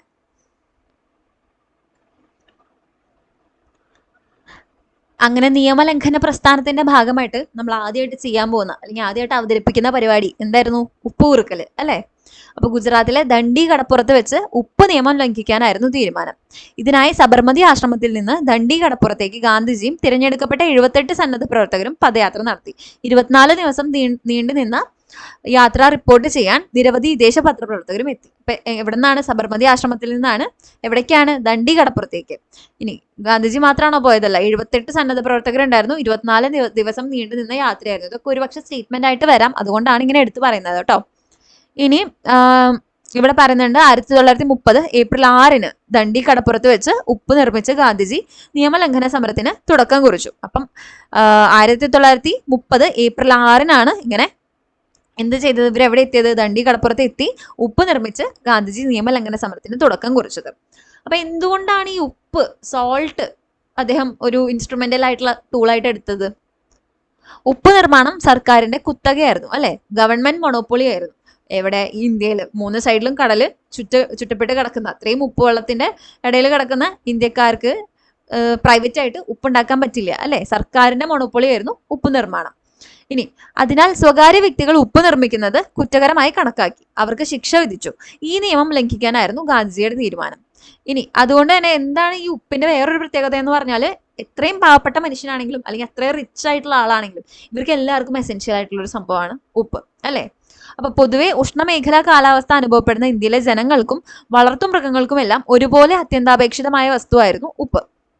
കാർഷിക ആവശ്യങ്ങൾക്ക് കൂടി ഉപയോഗിച്ചിരുന്ന ഉപ്പിന്മേലുള്ള സർക്കാരിന്റെ കുത്തകയെ ഗാന്ധിജി വിശേഷിപ്പിച്ചത് നിന്ദ്യമായ കുത്തക എന്നായിരുന്നു. അപ്പം ഈ ഒരു സോൾട്ടിന്റെ മേലുള്ള മൊണോപ്പൊളി അതിനെ ഗാന്ധിജി എന്താ വിശേഷിപ്പിച്ചത്? നിന്ദ്യമായ കുത്തക എന്ന് കേട്ടോ. അപ്പൊ അതുകൊണ്ടാണ് ഉപ്പിനെ ഒരു ടൂളായിട്ട് ഗാന്ധിജി തെരഞ്ഞെടുത്തത്. ഇനി ഈ ഒരു സോൾട്ട് ലോ പോലെ തന്നെ ഈ ഉപ്പ് നിർമ്മാണത്തിന് വേണ്ടിയിട്ട് ധരാസനയില് ആ ഒരു സോൾട്ട് ലോ ബ്രേക്ക് ചെയ്യാൻ വേണ്ടിയിട്ട് ആരാണ് ലീഡർഷിപ്പ് കൊടുത്തത്? ആരായിരുന്നു നേതൃത്വം വഹിച്ചിരുന്നത്? സരോജിനി നായിഡു ആണ്. സരോജിനി നായിഡു ധരാസനയിൽ 1930 മെയ് 21 2000-ലധികം പേർ അടങ്ങിയ സംഘം എവിടെ എത്തി? ഗുജറാത്തിലെ ധരാസനയിൽ എത്തി. ഉപ്പ് നിർമ്മാണ കേന്ദ്രത്തിലേക്ക് പോയി അവരവിടെ ഉപ്പ് ഉണ്ടാക്കി അല്ലെ, ഉപ്പ് നിർമ്മിച്ചു. അപ്പൊ അതിൽ ധരാസനയിൽ നേതൃത്വം നൽകിയത് സരോജിനി നായിഡു ആണ്. അതുപോലെ തന്നെ വടക്ക് പടിഞ്ഞാറേ ഇന്ത്യയിൽ ഈ നിയമലംഘന സമരത്തിന് നേതൃത്വം നൽകിയത് ആരാണ്? ഖാൻ അബ്ദുൽ ഖാഫർ ഖാൻ ആണ് കേട്ടോ. അതിർത്തി ഗാന്ധി എന്നും അറിയപ്പെട്ടിരുന്ന അദ്ദേഹത്തിന്റെ കീഴിൽ ഖുദായ് ഖിദ്മത്കർ എന്നൊരു സന്നദ്ധ സേന പ്രവർത്തിച്ചിരുന്നു. അത് ഇമ്പോർട്ടന്റ് ആണ്, മുമ്പ് ചോദിച്ചിട്ടുണ്ട്. ഖുദായ് ഖിദ്മത്കർ എന്ന സന്നദ്ധ സേന ആരുടെ നേതൃത്വത്തിലാണ് പ്രവർത്തിച്ചിരുന്നത്? ആരുടെയാണ്? ഖാൻ അബ്ദുൽ ഖാഫർ ഖാൻ കേട്ടോ. അതിർത്തി ഗാന്ധി എന്നും അറിയപ്പെടുന്നത് ആരാ? ഖാൻ അബ്ദുൽ ഖാഫർ ഖാൻ. ഇനി അതുപോലെ തന്നെ റാണി ഗൈഡിൻലിയു ഒരു തവണ PSC ക്വസ്റ്റ്യൻ ചോദിച്ചിട്ടുണ്ട് റാണി ഗൈഡിൻലിയുവിനെ പറ്റിയിട്ട്. നിയമലംഘന സമരകാലത്ത് വടക്ക് കിഴക്കൻ ഇന്ത്യയിലെ ധീരയായ വനിതാ പോരാളിയായിരുന്നു ആര്? റാണി ഗൈഡിൻലിയു. അപ്പം എവിടെയാണ്? നോർത്ത് ഈസ്റ്റിൽ കേട്ടോ, വടക്ക് കിഴക്കൻ ഇന്ത്യയിലാണ് റാണി ഗൈഡിൻലി ഉണ്ടായിരുന്നത്. നിയമലംഘന സമരകാലത്ത് അറസ്റ്റിലായ അവർ യൗവനകാലം മുഴുവൻ ജയിലിൽ കഴിഞ്ഞു. ജയിലിൽ അവരെ സന്ദർശിച്ച ജവഹർലാൽ നെഹ്റു ഇങ്ങനെ എഴുതി: ഇന്ത്യ അവരെ ഓർമ്മിക്കുകയും ആദരിക്കുകയും ചെയ്യുന്ന ഒരു ദിനം വരും. ഇന്ത്യ സ്വാതന്ത്ര്യം നേടിയ ശേഷമാണ് റാണി ഗൈഡിൻലിയു ജയിൽ മോചിതയായത്. അപ്പൊ നോക്കുക, വടക്ക് കിഴക്കൻ ഇന്ത്യയിലാണ് റാണി ഗൈഡിൻലിയു. അതുപോലെ വടക്ക് പടിഞ്ഞാറ് ഇന്ത്യയിലെ നിയമലംഘന സമരത്തിന് നേതൃത്വം കൊടുത്തത് ഖാൻ അബ്ദുൽ ഖാഫർ ഖാൻ. ധരാസനയിലെ പോരാട്ടത്തിന് നേതൃത്വം കൊടുത്തത് സരോജിനി നായിഡു. ഇനി ഈ പറഞ്ഞ നിയമലംഘന പ്രസ്ഥാനത്തിനും അല്ലെങ്കിൽ നിയമലംഘന സമരത്തിനും കർഷകരും തൊഴിലാളികളും ഗോത്രജനതയും സ്ത്രീകളും കച്ചവടക്കാരും വ്യവസായികളും ഒക്കെ പങ്കാളികളായിരുന്നു. അവർ എങ്ങനെയാണ് പങ്കെടുത്തതെന്നുള്ളത് ഇവിടെ കൊടുത്തിട്ടുണ്ട്. അതൊന്ന് നിങ്ങൾ വായിച്ചു നോക്കുക കേട്ടോ. ഇനി സന്ധി സംഭാഷണങ്ങൾ. അപ്പൊ ഇവിടെ ഇങ്ങനെ കനത്ത രീതിയിൽ ഇങ്ങനെ പ്രക്ഷോഭങ്ങളും എന്താ പറയാ സമരമൊക്കെ നടന്നുകൊണ്ടിരുന്നപ്പം ബ്രിട്ടീഷുകാർക്ക് ഏകദേശം മനസ്സിലായി എന്തെങ്കിലുമൊക്കെ ഇവർക്ക് ചെയ്തു കൊടുത്തേ പറ്റുള്ളൂ, ഇല്ലെങ്കിൽ ഇവർ ഇനിയും പ്രശ്നം ഉണ്ടാക്കിക്കൊണ്ടിരിക്കും അല്ലെ. അപ്പൊ അതിന് വേണ്ടിയിട്ട് ചെറുതായിട്ട് നമുക്കൊരു സന്ധി സംഭാഷണം നടത്താം, ഒന്ന് നെഗോഷിയേറ്റ് ചെയ്യാം എന്നൊക്കെ പറഞ്ഞിട്ട് ഇവരെന്ത് ചെയ്തു? ബ്രിട്ടീഷുകാര് നമ്മളെങ്ങനെ വിളിച്ചു, വാ നമുക്ക് എല്ലാവർക്കും കൂടെ ഒരു മേശയ്ക്ക് ചുറ്റും വട്ടത്തിൽ കൂടിയിരുന്ന് 2 കാപ്പിയൊക്കെ കുടിച്ച് സംസാരിക്കാം അല്ലെ. അങ്ങനെ വട്ടമേശ സമ്മേളനങ്ങൾ നടത്താൻ തീരുമാനിച്ചു. പക്ഷെ 1930 തീരുമാനിക്കുന്നത്. പക്ഷെ ആദ്യത്തെ സമ്മേളനത്തിൽ കോൺഗ്രസ് പങ്കെടുത്തില്ല. കോൺഗ്രസും ഗാന്ധിയും ആദ്യത്തെ സമ്മേളനത്തിനെ ബഹിഷ്കരിച്ചു. അങ്ങനെ ഇവരെന്ത് ചെയ്തു? രണ്ടാമത്തെ സമ്മേളനത്തിന് എങ്ങനെയെങ്കിലും വരാൻ വേണ്ടി അന്നത്തെ വൈസ്രോയി ആയിരുന്ന ഇർവിൻ ഗാന്ധിജിയെ സമീപിച്ച് അവർ രണ്ടുപേരും തമ്മിൽ ഒപ്പുവെച്ച ഉടമ്പടിയാണ് ഗാന്ധി ഇർവിൻ ഉടമ്പടി. അപ്പൊ ഗാന്ധി ഇർവിൻ ഉടമ്പടി പ്രകാരം എന്ത് പറഞ്ഞു? ഓക്കെ ശരി, നമ്മൾ രണ്ടാമത്തെ വട്ടമേശ സമ്മേളനത്തിൽ വരാം എന്ന് പറഞ്ഞു. അങ്ങനെ രണ്ടാമത്തെ വട്ടമേശ സമ്മേളനത്തിൽ ഗാന്ധിയും കോൺഗ്രസും പങ്കെടുത്തു. പക്ഷെ അതങ്ങോട്ട് ശരിയായില്ല, ചർച്ചകളൊന്നും അങ്ങോട്ട് അത്ര സുഖകരമായിരുന്നില്ല. അങ്ങനെ മൂന്നാമത്തെ സമ്മേളനം ഇവർ വീണ്ടും ബഹിഷ്കരിക്കുകയാണ്. അപ്പൊ ആകെ കോൺഗ്രസും ഗാന്ധിയും പങ്കെടുത്തത് രണ്ടാമത്തെ വട്ടമേശ സമ്മേളനത്തിലാണ്. അപ്പൊ ഇവിടെ നോക്കാം, 1930 നടന്ന ആദ്യ സമ്മേളനത്തിൽ കോൺഗ്രസ് പങ്കെടുത്തില്ല. ഈ പശ്ചാത്തലത്തിൽ നിയമലംഘന സമരം അവസാനിപ്പിക്കാനും രണ്ടാമത്തെ സമ്മേളനത്തിൽ കോൺഗ്രസ് പ്രതിനിധിയെ പങ്കെടുപ്പിക്കാനും ഗവൺമെന്റ് ശ്രമം ആരംഭിച്ചു. ഇതിന്റെ ഭാഗമായി ഒപ്പുവെച്ച ഉടമ്പടിയായിരുന്നു എന്ത്? ഗാന്ധി ഇർവിൻ ഉടമ്പടി, ഗാന്ധി ഇർവിൻ പാക്ട്. അതെപ്പോഴാണ് ഒപ്പുവെക്കുന്നത്? 1931 മാർച്ച് 5-ന്. അപ്പൊ ആദ്യത്തെ വട്ടമേശ സമ്മേളനം 30-ല്, 31 മാർച്ച് 5-ന് ഗാന്ധി ഇർവിൻ പാക്ട്. ഇനി ആ ഗാന്ധി ഇർവിൻ ഉടമ്പടി പ്രകാരം എന്തൊക്കെയാണ് പറഞ്ഞിട്ടുള്ളത്? നിയമലംഘന സമരം നിർത്തിവെച്ചു. ഗാന്ധിജി രണ്ടാമത്തെ വട്ടമേശ സമ്മേളനത്തിൽ പങ്കെടുത്തു. പക്ഷെ എന്നാൽ എന്ത് സംഭവിച്ചു? രണ്ടാം വട്ടമേശ സമ്മേളനം നിഷ്ഫലമായി അവസാനിച്ചു. മൂന്നാമത്തെ വട്ടമേശ സമ്മേളനം അവർ ബഹിഷ്കരിച്ചു. ഈ 3 വട്ടമേശ സമ്മേളനങ്ങളിലും പങ്കെടുത്തൊരു ഇന്ത്യക്കാരനുണ്ടായിരുന്നു. അതാരായിരുന്നു? അംബേദ്കർ ആയിരുന്നു കേട്ടോ. അപ്പൊ അംബേദ്കർ ആണ് ഈ 3 വട്ടമേശ സമ്മേളനത്തിലും പങ്കെടുത്ത ഇന്ത്യക്കാരൻ. ഇനി സായുധ പോരാട്ടമാണ്. സായുധ പോരാട്ടം എന്ന് പറയുമ്പോൾ ഇതേ സമയം തന്നെ പാരലലി നടന്നുകൊണ്ടിരുന്ന, അതായത് ഇപ്പം നമ്മൾ നിയമലംഘനവും നിസ്സഹകരണമൊക്കെ നടത്തിയിരുന്ന സമയത്ത് തന്നെ പാരലലി വേറെ കുറച്ച് ആൾക്കാർ നമ്മൾ ഇങ്ങനെയൊന്നും പോയിട്ട് കാര്യമില്ല, എന്ത് ചെയ്യണം? അവർക്കെതിരെ നമ്മൾ ശക്തമായി ആയുധങ്ങൾ ഉപയോഗിച്ച് സംഘടിച്ച് പ്രവർത്തിക്കണം എന്ന് പറഞ്ഞിരുന്നു. നമ്മൾ ആദ്യം എക്സ്ട്രീമിസ്റ്റുകളും മോഡറേറ്റ്സും പറഞ്ഞില്ലേ, അതുപോലെ എക്സ്ട്രീമിസ്റ്റുകളായിട്ടുള്ള കുറച്ച് പേര് തന്നെ. അപ്പൊ ഇതെന്ന് പറഞ്ഞാൽ ഈ യങ് ബ്ലഡഡ് ആയിട്ടുള്ള രക്തം തിളയ്ക്കുന്ന ആളുകളാണ് കൂടുതലും ഇതിലുണ്ടായിരുന്നത്, നമ്മുടെ ഭഗത് സിംഗും കൂട്ടരും ഒക്കെ. അപ്പൊ അവരിതിന് വേണ്ടിയിട്ട് ഒരു വിപ്ലവ സംഘടനയ്ക്ക് രൂപം കൊടുത്തിട്ടുണ്ടായിരുന്നു. അതിന്റെ പേരാണ് Hindustan Republican association, HRA. 1924 HRA form ചെയ്തു. അപ്പൊ അതിൽ ഭഗത് സിംഗ് ഒന്നും എത്തിയിട്ടില്ല കേട്ടോ. അവരുടെ സീനിയേഴ്സ് ആണ് ഇതിലുള്ളത്. 1924 ഹിന്ദുസ്ഥാൻ റിപ്പബ്ലിക്കൻ അസോസിയേഷനിൽ വിപ്ലവ പ്രവർത്തനങ്ങൾക്ക് പണം കണ്ടെത്താൻ വേണ്ടി ഉത്തർപ്രദേശിലെ കാക്കോരിയിൽ വെച്ച് റെയിൽവേയുടെ പണം കൈക്കലാക്കാൻ വിപ്ലവകാരികൾ ശ്രമിക്കുകയും ഏതാനും പേർ പിടിയിലാവുകയും ചെയ്തു. അപ്പൊ ഇതിനാണ് കാക്കോരി സംഭവം എന്ന് പറയുന്നത്. ഇതെവിടെ കൊടുത്തിട്ടുണ്ട്? കാക്കോരി സംഭവം. അതായത് ഈ വിപ്ലവകാരികൾക്ക് ആയുധം വാങ്ങാൻ പൈസ വേണ്ടേ, അതിനുവേണ്ടി ഇവർ എന്ത് ചെയ്തു? 1925 ഓഗസ്റ്റ് 9-ന് ഇവര് ഉത്തർപ്രദേശിലെ ലക്നൌവിനടുത്തുള്ള കാക്കോരിയിൽ വെച്ച് 8 ഡൗൺ ട്രെയിൻസ് തടഞ്ഞ് അവരുടെ കൈവശം ഉണ്ടായിരുന്ന പണം കൈക്കലാക്കി. പക്ഷെ ഈ ആൾക്കാരെയൊക്കെ പിടിച്ചു. ഇതിൽ ഭൂരിഭാഗം ആളുകളെയും അറസ്റ്റ് ചെയ്തു. അപ്പൊ അതിൽ പ്രധാനപ്പെട്ട നേതാക്കളായിരുന്നു ആര്? രാംപ്രസാദ് ബിസ്മിൽ, അഷ്ഫഖുള്ള ഖാൻ, അതുപോലെ തന്നെ രാജേന്ദ്ര ലാഹിരി, റോഷൻ സിംഗ് എന്നിവര്. അപ്പൊ ഇവരെയൊക്കെ പിടിച്ച് ഇവർക്ക് വധശിക്ഷ നൽകി. 4 പേരെ ആൻഡമാൻ ദ്വീപിലേക്ക് നാട് കടത്തി. 17 പേർക്ക് തടവ് ശിക്ഷ ലഭിച്ചു. അപ്പൊ ഇതിന് ശേഷം ഇവരൊന്ന് തണുത്തു, കുറച്ച് ഡൗൺ ആയിരുന്നു മൊത്തത്തിൽ. ഈ ഹിന്ദുസ്ഥാൻ റിപ്പബ്ലിക്കൻ അസോസിയേഷനും ഇവരുടെ വിപ്ലവകാരികളുടെ വീര്യമൊക്കെ ഒന്ന് കുറഞ്ഞിരിക്കുകയായിരുന്നു. പിന്നീട് അത് ശക്തമായത് ഭഗത് സിംഗിന്റെ ഒക്കെ നേതൃത്വത്തിലാണ്. 1928 ഭഗത് സിംഗും കൂട്ടരും Hindustan socialist Republican association HSRA രൂപീകരിച്ചു. കുറച്ചും കൂടെ ആക്റ്റീവായിട്ട് നമ്മൾ പരിപാടികൾ തുടങ്ങാണെന്നുള്ള രീതിയിൽ ഉറങ്ങിക്കടന്നിരുന്ന HRAനെ ഉണർത്തി എന്താക്കി? HSRA ആക്കി. അപ്പൊ ഭഗത് സിംഗ് വന്നിട്ട് രൂപം കൊടുത്തതാണ് ഹിന്ദുസ്ഥാൻ സോഷ്യലിസ്റ്റ് റിപ്പബ്ലിക്കൻ അസോസിയേഷൻ കേട്ടോ. മറ്റേത് ഹിന്ദുസ്ഥാൻ റിപ്പബ്ലിക്കൻ അസോസിയേഷൻ. അങ്ങനെ ഭഗത് സിംഗിന്റെ നേതൃത്വത്തിൽ വിപ്ലവകാരികൾ നടത്തിയ 2 പ്രധാന പ്രവർത്തികളായിരുന്നു എന്ത്? ഒന്ന് ലാലാ ലജ്പത് റായിയുടെ മരണത്തിലേക്ക് നയിച്ച ലാത്തി ചാർജിൽ പങ്കാളിയായ സാൻഡേഴ്സൺ എന്ന പോലീസ് ഉദ്യോഗസ്ഥനെ വെടിവെച്ചു കൊന്നു. നമ്മൾ ലാലാ ലജ്പത് റായ് എങ്ങനെ മരിച്ചു എന്ന് പറഞ്ഞു, ഓർമ്മയുണ്ടോ? Simon commission Simon go back എന്ന് പറഞ്ഞ സമയത്ത് അവിടെ നടന്ന ആ ഒരു സമരത്തിന്റെ ഇടയിൽ നടന്ന ലാത്തി ചാർജിലാണ് ലാലാ ലജ്പത് റായ്ക്ക് അപകടം പറ്റുന്നതും എന്നിട്ട് അദ്ദേഹം ഹോസ്പിറ്റലൈസ്ഡ് ആയിട്ട് മരണപ്പെട്ടു പോകുന്നതും. അപ്പൊ ആ ലാത്തി ചാർജിൽ പങ്കാളിയായിട്ടുണ്ടായിരുന്ന സാൻഡേഴ്സൺ എന്ന പോലീസ് ഉദ്യോഗസ്ഥനെ ഇവര് വെടിവെച്ചു കൊന്നു. അതുപോലെ തന്നെ കേന്ദ്ര നിയമനിർമ്മാണ സഭയിലേക്ക് ബോംബ് എറിഞ്ഞു. അപ്പൊ ആ ബോംബേറിനെ തുടർന്ന് എന്തുണ്ടായി? പോലീസിന്റെ പിടിയിലായി ആര്? ഇവര് 3 പേരും, ഭഗത് സിംഗ്, രാജ്ഗുരു, സുഖ്ദേവ്. അവരെ അങ്ങനെ വിചാരണയ്ക്ക് ശേഷം 1931 മാർച്ച് 23 തൂക്കിലേറ്റി. അപ്പൊ 1931 മാർച്ച് 23 ഭഗത് സിംഗ്, രാജ്ഗുരു, സുഖ്ദേവ് എന്നിവരെ തൂക്കിലേറ്റി. ഇനി അക്കാലത്ത് തന്നെ വിപ്ലവ പ്രവർത്തനങ്ങൾ ബംഗാളിലും സജീവമായിരുന്നു. അപ്പൊ ബംഗാളിലെ ഒരു വിപ്ലവ നേതാവായിരുന്നു ആര്? സൂര്യ സെൻ കേട്ടോ. അദ്ദേഹത്തിന്റെ നേതൃത്വത്തിൽ വിപ്ലവകാരികൾ ചിറ്റഗോങ്ങിലെ ആയുധപുര കൊള്ളയടിച്ചത് ഭരണകൂടത്തെ ഞെട്ടിച്ചു. അപ്പൊ ചിറ്റഗോങ് റെയ്ഡ് എന്നാ പറയാ. ചിറ്റഗോങ് റെയ്ഡ് ആരുടെ കീഴിലാണ് നടന്നത്? സൂര്യ സെന്നിന്റെ നേതൃത്വത്തിൽ. ഇനി വിപ്ലവ പ്രസ്ഥാനങ്ങളിൽ സ്ത്രീകളുടെ പങ്കാളിത്തവും ശ്രദ്ധേയമായിരുന്നു. ആരൊക്കെയാണ് വിപ്ലവ പ്രസ്ഥാനങ്ങളിലെ പ്രധാന സ്ത്രീ കഥാപാത്രങ്ങൾ? പ്രീതിലത വധേദാർ, അതുപോലെ തന്നെ കൽപ്പന ദത്ത്, ബീനാദാസ്. അപ്പൊ പ്രീതിലത വധേദാർ, കൽപ്പന ദത്ത്, ബീനാദാസ് തുടങ്ങിയവര് ആരായിരുന്നു? വിപ്ലവകാരികളിലെ സ്ത്രീ പങ്കാളിത്തം പറയുമ്പോൾ ഇവരുടെ 3 പേരുടെ പേരും ഓർത്തിരിക്കുക. കാക്കോരി സംഭവം പിന്നെ നമ്മൾ പറഞ്ഞല്ലോ. ഇനി Congress socialist party. Congress socialist party 1917 എന്താണ് കോൺഗ്രസിന്റെ ഉള്ളിൽ തന്നെ രൂപീകരിക്കപ്പെടുന്നത്. അപ്പം റഷ്യൻ വിപ്ലവത്തിന്റെ വിജയവും അതുപോലെ തന്നെ സോഷ്യലിസ്റ്റ് ആശയങ്ങളുടെ പ്രചാരണവും ഒക്കെ കോൺഗ്രസ് സോഷ്യലിസ്റ്റ് പാർട്ടിയുടെ രൂപീകരണത്തിലേക്ക് നയിച്ചു. ഇനി അതിന്റെ നേതാവ് എന്ന് പറയുന്നത് ആരായിരുന്നു? ജയപ്രകാശ് നാരായൺ ആയിരുന്നു അതിന്റെ ആദ്യത്തെ സെക്രട്ടറി. മുതലാളിത്തത്തെയും ജന്മത്തെയും എതിർത്ത് ഒരു സോഷ്യലിസ്റ്റ് സമൂഹം സ്ഥാപിക്കലായിരുന്നു പാർട്ടിയുടെ ലക്ഷ്യം. ഇനി കമലാദേവി ചത്തോപാധ്യായ ഈ പറഞ്ഞ കോൺഗ്രസ് സോഷ്യലിസ്റ്റ് പാർട്ടിയുടെ ഒരു പ്രധാനപ്പെട്ട വനിതാ നേതാവായിരുന്നു കേട്ടോ, കമലാദേവി ചത്തോപാധ്യായ. ഇത് ഓർത്തിരിക്കുക. ഇനി വരുന്നത് എന്താണ്? കർഷക സമരം. കർഷക സമരത്തിന് എന്ന് പറഞ്ഞ പ്രധാനപ്പെട്ട കാരണങ്ങൾ കേരളത്തിന്റെ പല ഭാഗങ്ങളിലും കർഷക സമരങ്ങൾ ഉടലെടുത്തിട്ടുണ്ടായിരുന്നു. അപ്പൊ ഈ കർഷക സമരങ്ങളുടെയൊക്കെ പ്രധാനപ്പെട്ട കാരണങ്ങൾ എന്ന് പറയുന്നത് ഒന്ന് അമിതമായ നികുതി, പിന്നെ ജന്മിമാരുടെ ചൂഷണം, കുടിയൊഴിപ്പിക്കൽ. അപ്പൊ 1920-കളിൽ കിസാൻ സഭകൾ രൂപീകരിച്ച് കർഷകർ സംഘടിച്ചു തുടങ്ങി. അപ്പൊ കിസാൻ സഭകൾ രൂപീകരിക്കാൻ തുടങ്ങിയത് 1920-കളിലാണ്. അക്കാലത്ത് ഉത്തർപ്രദേശിലെ അവധ് മേഖലയിൽ നടന്ന കർഷക മുന്നേറ്റം ഐക്യപ്രസ്ഥാനം എന്നറിയപ്പെട്ടു. അപ്പൊ ഐക്യപ്രസ്ഥാനം എവിടെയാണ്? അവധ് മേഖലയിൽ കേട്ടോ. ഉത്തർപ്രദേശിലെ അവധിലാണ് ഐക്യപ്രസ്ഥാനം തുടങ്ങിയത്. ഇനി 1936 അഖിലേന്ത്യാ കിസാൻ സഭ രൂപീകരിച്ചത് കർഷക പ്രസ്ഥാനങ്ങളുടെ ചരിത്രത്തിലെ നാഴികക്കല്ലായിരുന്നു. അപ്പൊ 1936 അഖിലേന്ത്യാ കിസാൻ സഭ. വർഷങ്ങൾ ഓർത്തിരിക്കണേ.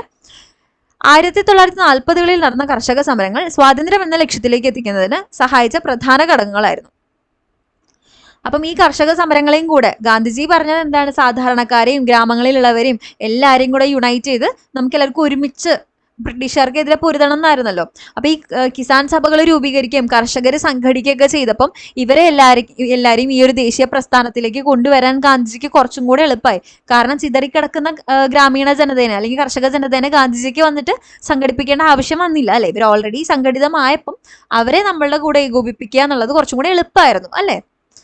അങ്ങനെ ആ ഒരു കാലത്ത് പ്രധാനപ്പെട്ട 2 കർഷക സമരങ്ങളായിരുന്നു എന്ത്? ബംഗാളിലെ തേഭാഗ സമരം, ആന്ധ്രയിലെ തെലങ്കാന സമരം. അപ്പൊ തേഭാഗ സമരം, തെലങ്കാന സമരം പ്രധാനപ്പെട്ട 2 കർഷക സമരങ്ങളാണ്. ഒരു തവണ ചോദിച്ചിട്ടുണ്ട് തേഭാഗ സമരം എവിടെയാണ് നടന്നത്? ബംഗാളിലാണ്. അപ്പൊ ഏത് സംസ്ഥാനത്തായിരുന്നു എന്ന് ചോദിച്ചിട്ടുണ്ട്. ബംഗാളിലാണ് കേട്ടോ. ഇനി തേഭാഗ സമരവുമായി ബന്ധപ്പെട്ട ഒരു കാര്യമാണ് തേഭാഗ ചായ്. അഖിലേന്ത്യാ കിസാൻ സഭയുടെ നേതൃത്വത്തിൽ 1946-47 കാലത്താണ് തേഭാഗ സമരം നടന്നത്. ഭൂപ്രഭുക്കളായ ജോത്തേദാർമാർക്ക്, അപ്പൊ അവിടുത്തെ ലാൻഡ് ലോർഡ്സിനെ പറയുന്ന പേരാണ് എന്ത്? ജോത്തേദാർമാർ. അവർക്കെതിരെയായിരുന്നു കർഷകരുടെ സമരം. വിളവ് 2 ഭാഗിച്ച് ഒരു ഭാഗം ജോത്തേദാർമാർക്ക് നൽകുന്ന രീതിയാണ് ഉണ്ടായിരുന്നത്. വിളവിനെ 3 ഭാഗിക്കണമെന്നും 2 ഭാഗം തങ്ങൾക്ക് ലഭിക്കണമെന്നും ആവശ്യപ്പെട്ട് കർഷകർ നടത്തിയ സമരത്തിലെ മുദ്രാവാക്യമായിരുന്നു തേഭാഗ ചായ്. അതായത് നമുക്ക് 2 ഭാഗം വേണം, വി വോണ്ട് 2/3 എന്നുള്ളത്. അതാണ് തേഭാഗ ചായ്. ഇനി തൊഴിലാളികളുടെ സംഘടനകളെ കുറിച്ചാണ് പറയുന്നത്. അപ്പൊ തൊഴിലാളികളുടെ പ്രധാന പ്രശ്നങ്ങൾ എന്തൊക്കെയായിരുന്നു എന്ന് വെച്ചാൽ കുറഞ്ഞ കൂലി, അതുപോലെ തന്നെ കൂടുതൽ ജോലി സമയം, സ്ത്രീ ബാല തൊഴിലാളികൾ നേരിട്ട ചൂഷണം, ഇതൊക്കെയായിരുന്നു അവരുടെ പ്രധാന പ്രശ്നങ്ങൾ. അപ്പൊ അതിനു വേണ്ടിയിട്ട് ദേശീയ അടിസ്ഥാനത്തിൽ രൂപീകരിക്കപ്പെട്ട ഇന്ത്യയിലെ ആദ്യത്തെ തൊഴിലാളി സംഘടനയാണ് AITUC. പ്രീവിയസ് ഇയർ ക്വസ്റ്റ്യൻ ആണ്, അറിഞ്ഞിരിക്കുക. അപ്പം AITUC ആയിരുന്നു ദേശീയ അടിസ്ഥാനത്തിൽ രൂപീകരിക്കപ്പെട്ട ഇന്ത്യയിലെ ആദ്യത്തെ തൊഴിലാളി സംഘടന. രണ്ടാം ലോക യുദ്ധാനന്തര കാലത്ത് നടന്ന റെയിൽവേ കമ്പി തപാൽ തൊഴിലാളികളുടെ പണിമുടക്ക് സമരങ്ങൾ ഇന്ത്യയെ പിടിച്ചുകുലക്കി.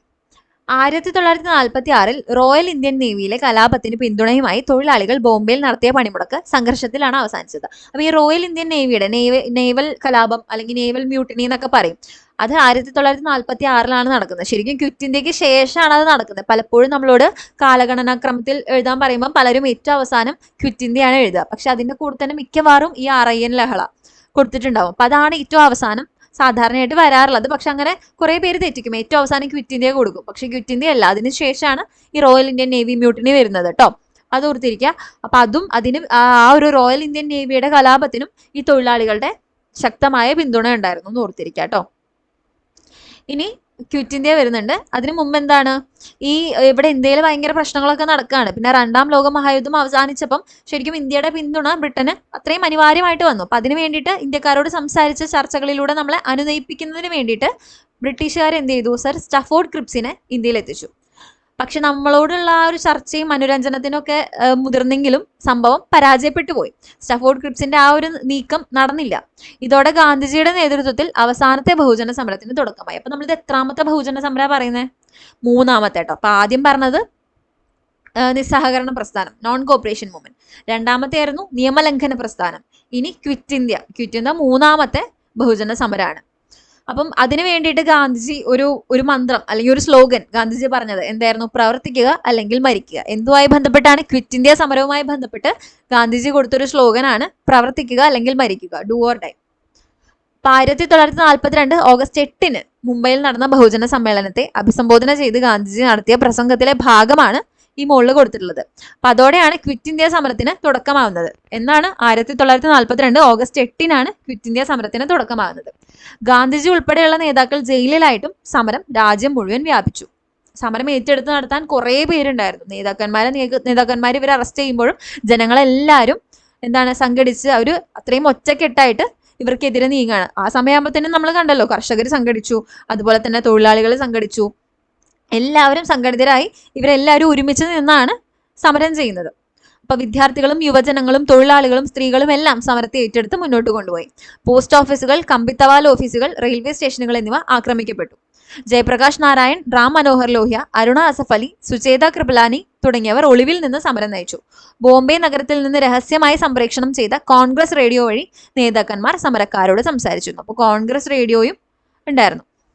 ഇനി സമരം പലയിടത്തും അക്രമത്തിലേക്ക് എത്തിയപ്പോഴും അക്രമങ്ങളെ അപലപിക്കാൻ ഗാന്ധിജി തയ്യാറായില്ല. അപ്പൊ ഗാന്ധിജിനൊക്കെ അറസ്റ്റ് ചെയ്ത് കൊണ്ടുപോയി. എന്നിട്ട് ഇവരെന്താ പറയുന്നതെന്ന് വെച്ചാൽ ബ്രിട്ടീഷുകാർ ഗാന്ധിജിയോട് പറയും, ഗാന്ധിജി ഇങ്ങനെ അക്രമം ചെയ്യരുതെന്ന് നിങ്ങൾ പറയും, നിങ്ങളല്ല അഹിംസ അങ്ങനെ ഇങ്ങനെ എന്നൊക്കെ പറഞ്ഞിരുന്നത്, എന്നിട്ട് ഇപ്പൊ എന്താ നിങ്ങൾ ഇവരോടൊന്നും പറയാത്ത, ഇങ്ങനെ അഹിംസ ചെയ്യരുതെന്നൊക്കെ ഈ ഒരു അക്രമത്തിനെ അപലപിക്കാൻ വേണ്ടിയിട്ട് ഗാന്ധിജി ഒരുപാട് നിർബന്ധിച്ചു. പക്ഷെ ഗാന്ധിജി ആ സമയത്ത് ഒന്നും പറഞ്ഞില്ല. ഗാന്ധിജി പറഞ്ഞ എന്താണ്? ഭരണകൂടത്തിന്റെ അക്രമമാണ് ജനങ്ങളെ പ്രകോപിപ്പിച്ചതെന്നാണ് ഗാന്ധിജി ആ സമയത്ത് പറഞ്ഞത്.